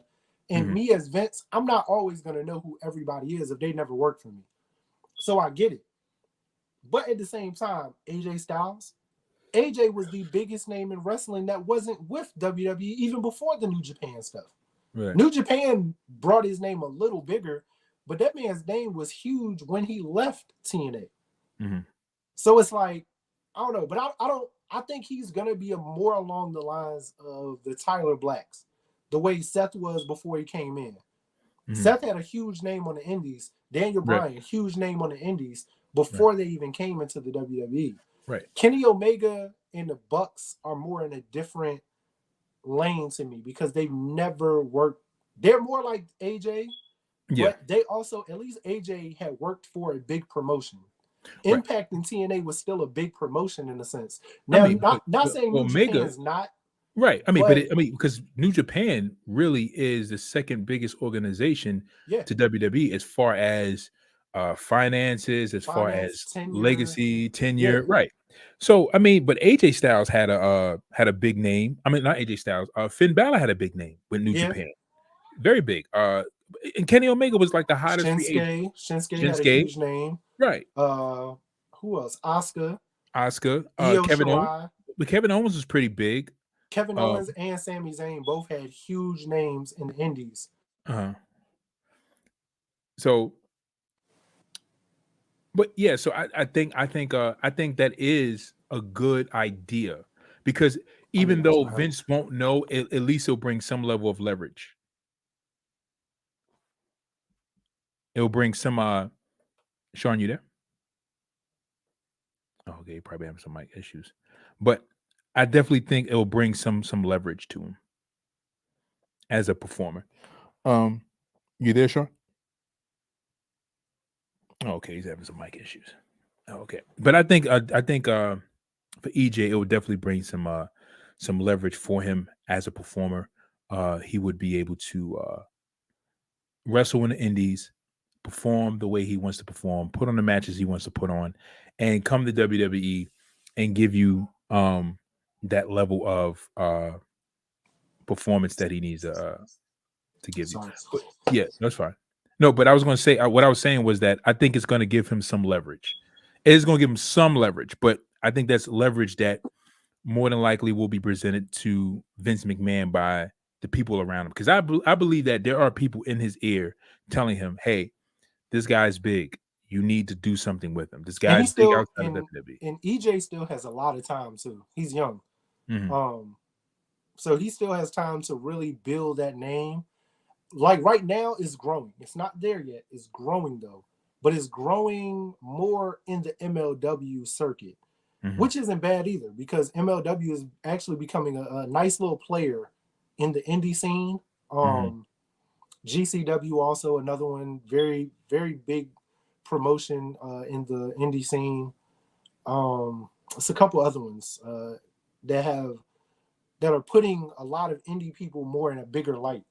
That are making them to where with Ring of Honor kind of being gone right now in a sense, not doing weekly shows like they were doing.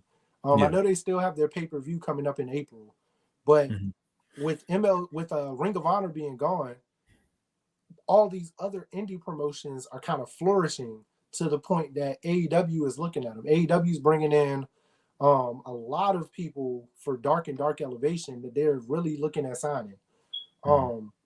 WWE, because they're not really looking at the indies anymore, unless you're young.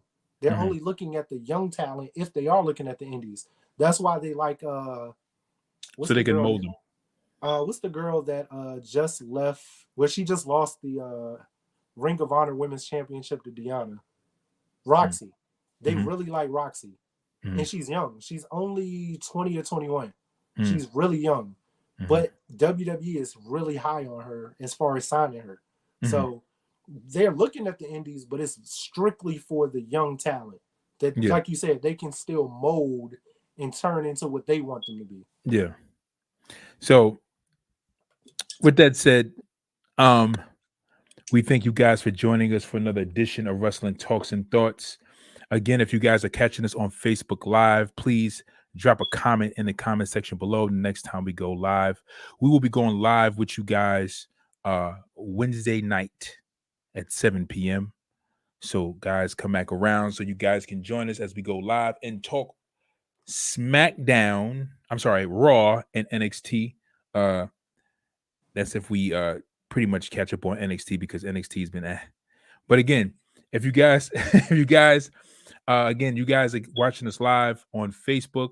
Give us a thumbs up. Give us a share to share with your wrestling buddies. Again, if you guys are catching us on YouTube, hit that subscribe button.